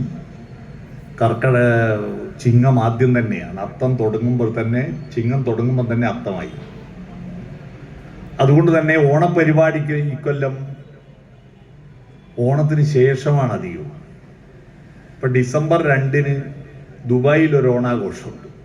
ഡിസംബർ 2-ന് എന്നെ ആ പരിപാടിക്ക് ക്ഷണിച്ചിട്ടുണ്ട്. അതുകൊണ്ട് ഞാൻ പറഞ്ഞത്. അതുകൊണ്ട് ഈ വർഷത്തെ ആദ്യത്തെ ഓണപ്രസംഗമാണ് ഇന്ന്. ആദ്യത്തെ ഓണപ്രസംഗം. ഇത്തവണ ഒരു 10-30 പ്രസംഗം ഓണത്തിന് ഏറ്റതുണ്ട്. ഓണത്തെ പറ്റി പറയാൻ തുടങ്ങിയാൽ പിന്നെ അതിന് നമുക്ക് വിഷയങ്ങൾക്കോ വാക്കുകൾക്കോ യാതൊരുവിധ ക്ഷാമവും നേരിടുന്നതല്ലല്ലോ. കാരണം ഓണം എന്ന് പറയുന്നത് മലയാളിയുടെ ആർദ്രതയുടെ ഉറവിടമാണ്. മലയാളിയുടെ ആർദ്രതയുടെ ഉറവിടമാണ് ഓണം. നമ്മളിന്ന് നഗരസഭ എന്ന് പറയുമെങ്കിലും ഗ്രാമങ്ങളാണ് ഇപ്പോൾ നഗരവൽക്കരിക്കപ്പെട്ടുകൊണ്ടിരിക്കുന്നത്. നഗരങ്ങളിലാണ് ഇപ്പോൾ പരിപാടികൾ കൂടുതൽ. മുമ്പ് നാട്യപ്രധാനം നഗരം ദരിദ്രം, നാട്ടിൻപുറം നന്മകളാൽ സമൃദ്ധം എന്ന് ചൊല്ല് നേരെ തിരിഞ്ഞു വന്നിരിക്കുക. നാട്ടിൻപുറത്തിപ്പോ റെസിഡൻസ് അസോസിയേഷനോ അങ്ങനെയുള്ള ഒന്നുമില്ല. നഗരങ്ങളിലാണ് ഇത്തരം പരിപാടികളൊക്കെ കൂടുതലായി നടന്നു വരുന്നത്. മലയാളികളോട് ഒരു മനോഹരമായ ഒരു സന്ദേശം ഇന്ന് ഞാൻ മാതൃഭൂമി വീക്കിലി ഇറക്കിയ ഓണപ്പതിപ്പിൽ ഒരു ഇന്റർവ്യൂ. ആ ഇന്റർവ്യൂ ഒരു പ്രശസ്തനായ സാഹിത്യകാരനുമായിട്ടാണ്. ജ്ഞാനപീഠം അവാർഡ് നേടിയ അമിതാഭ് ഘോഷുമായിട്ട് കൈകസി നടത്തിയ ഒരു ഇന്റർവ്യൂ. ആ ഇന്റർവ്യൂവിൽ അവസാനമായി കൊടുത്തിരിക്കുന്നത്, അദ്ദേഹം സെന്റർ ഫോർ ഡെവലപ്മെന്റ് സ്റ്റഡീസിൽ കുറെ കാലം ജോലി ചെയ്യാൻ തിരുവനന്തപുരത്തുണ്ടായിരുന്നു. അദ്ദേഹം ഇന്ത്യയിലല്ല, ഇപ്പോൾ വിദേശത്താണ്. ഇന്ത്യക്കാരനാണ്. വിദേശത്ത് നിന്ന് ഒരുപാട് ഇംഗ്ലീഷ് പുസ്തകങ്ങൾ എഴുതിയിട്ട് ഒരുപാട് അവാർഡുകളൊക്കെ വാങ്ങുന്ന ഒരാളാണ്. ബംഗാളിയാണ് അദ്ദേഹം. കേരളവുമായിട്ടുള്ള ബന്ധത്തിൽ ഓണക്കാലം അല്ലേ, മലയാളികളോട് എന്താണ് പറയാനുള്ളത് എന്ന് കൈകസി ചോദിച്ചപ്പോൾ അതിൻ്റെ മറുപടിയായിട്ട് അദ്ദേഹം പറഞ്ഞ മറുപടി ഞാൻ ഇന്ന് ആ വാക്കുകൾ പൂർണ്ണമായിട്ട് അദ്ദേഹത്തിൻ്റെ ഫോട്ടോ കൊടുത്തിട്ട് എൻ്റെ ഫേസ്ബുക്കിൽ ഷെയർ ചെയ്തിട്ടുണ്ട്. അത് നിങ്ങളോട് ഞാൻ വായിക്കാം. ഈ അഭിമുഖം വായനക്കാരിലേക്ക് എത്തുന്നത് ഓണക്കാലത്താണ്. മലയാളികളോട് എന്താണ് പറയാനുള്ളത് എന്നായിരുന്നു ചോദ്യം. അതിനുത്തരമായി അദ്ദേഹം പറഞ്ഞത്, മലയാളികളോട് എനിക്ക് പറയാനുള്ളത് വളരെ ലളിതമായ ഒരു കാര്യമാണ്. കേരളം ഇന്നും അഭിമാനിക്കാൻ കഴിയുന്ന ഒരു സമൂഹമാണ്. വിദ്യാഭ്യാസത്തിലും ആരോഗ്യരംഗത്തും സാമൂഹിക വികസനത്തിലും കേരളം കൈവരിച്ച നേട്ടങ്ങൾ എല്ലാവർക്കും മാതൃകയാണ്. കേരളത്തിൽ ജീവിച്ചിരുന്ന കാലത്തെക്കുറിച്ച് ഞാൻ ഇന്നും വളരെ ഗൃഹാതുരതയോടെ ഓർക്കാറുണ്ട്. ആ വർഷങ്ങളും എൻ്റെ ജീവിതത്തിൽ വലിയ സ്വാധീനം ചെലുത്തിയിട്ടുണ്ട്. ഇന്ന് കേരളം പല രംഗങ്ങളിലും കൂടുതൽ മുന്നോട്ട് പോയിരിക്കുന്നു. എന്നാൽ അതിൻ്റെ ഏറ്റവും വലിയ ശക്തി ഇന്നും അതുപോലെ തന്നെ നിലനിൽക്കുന്നു.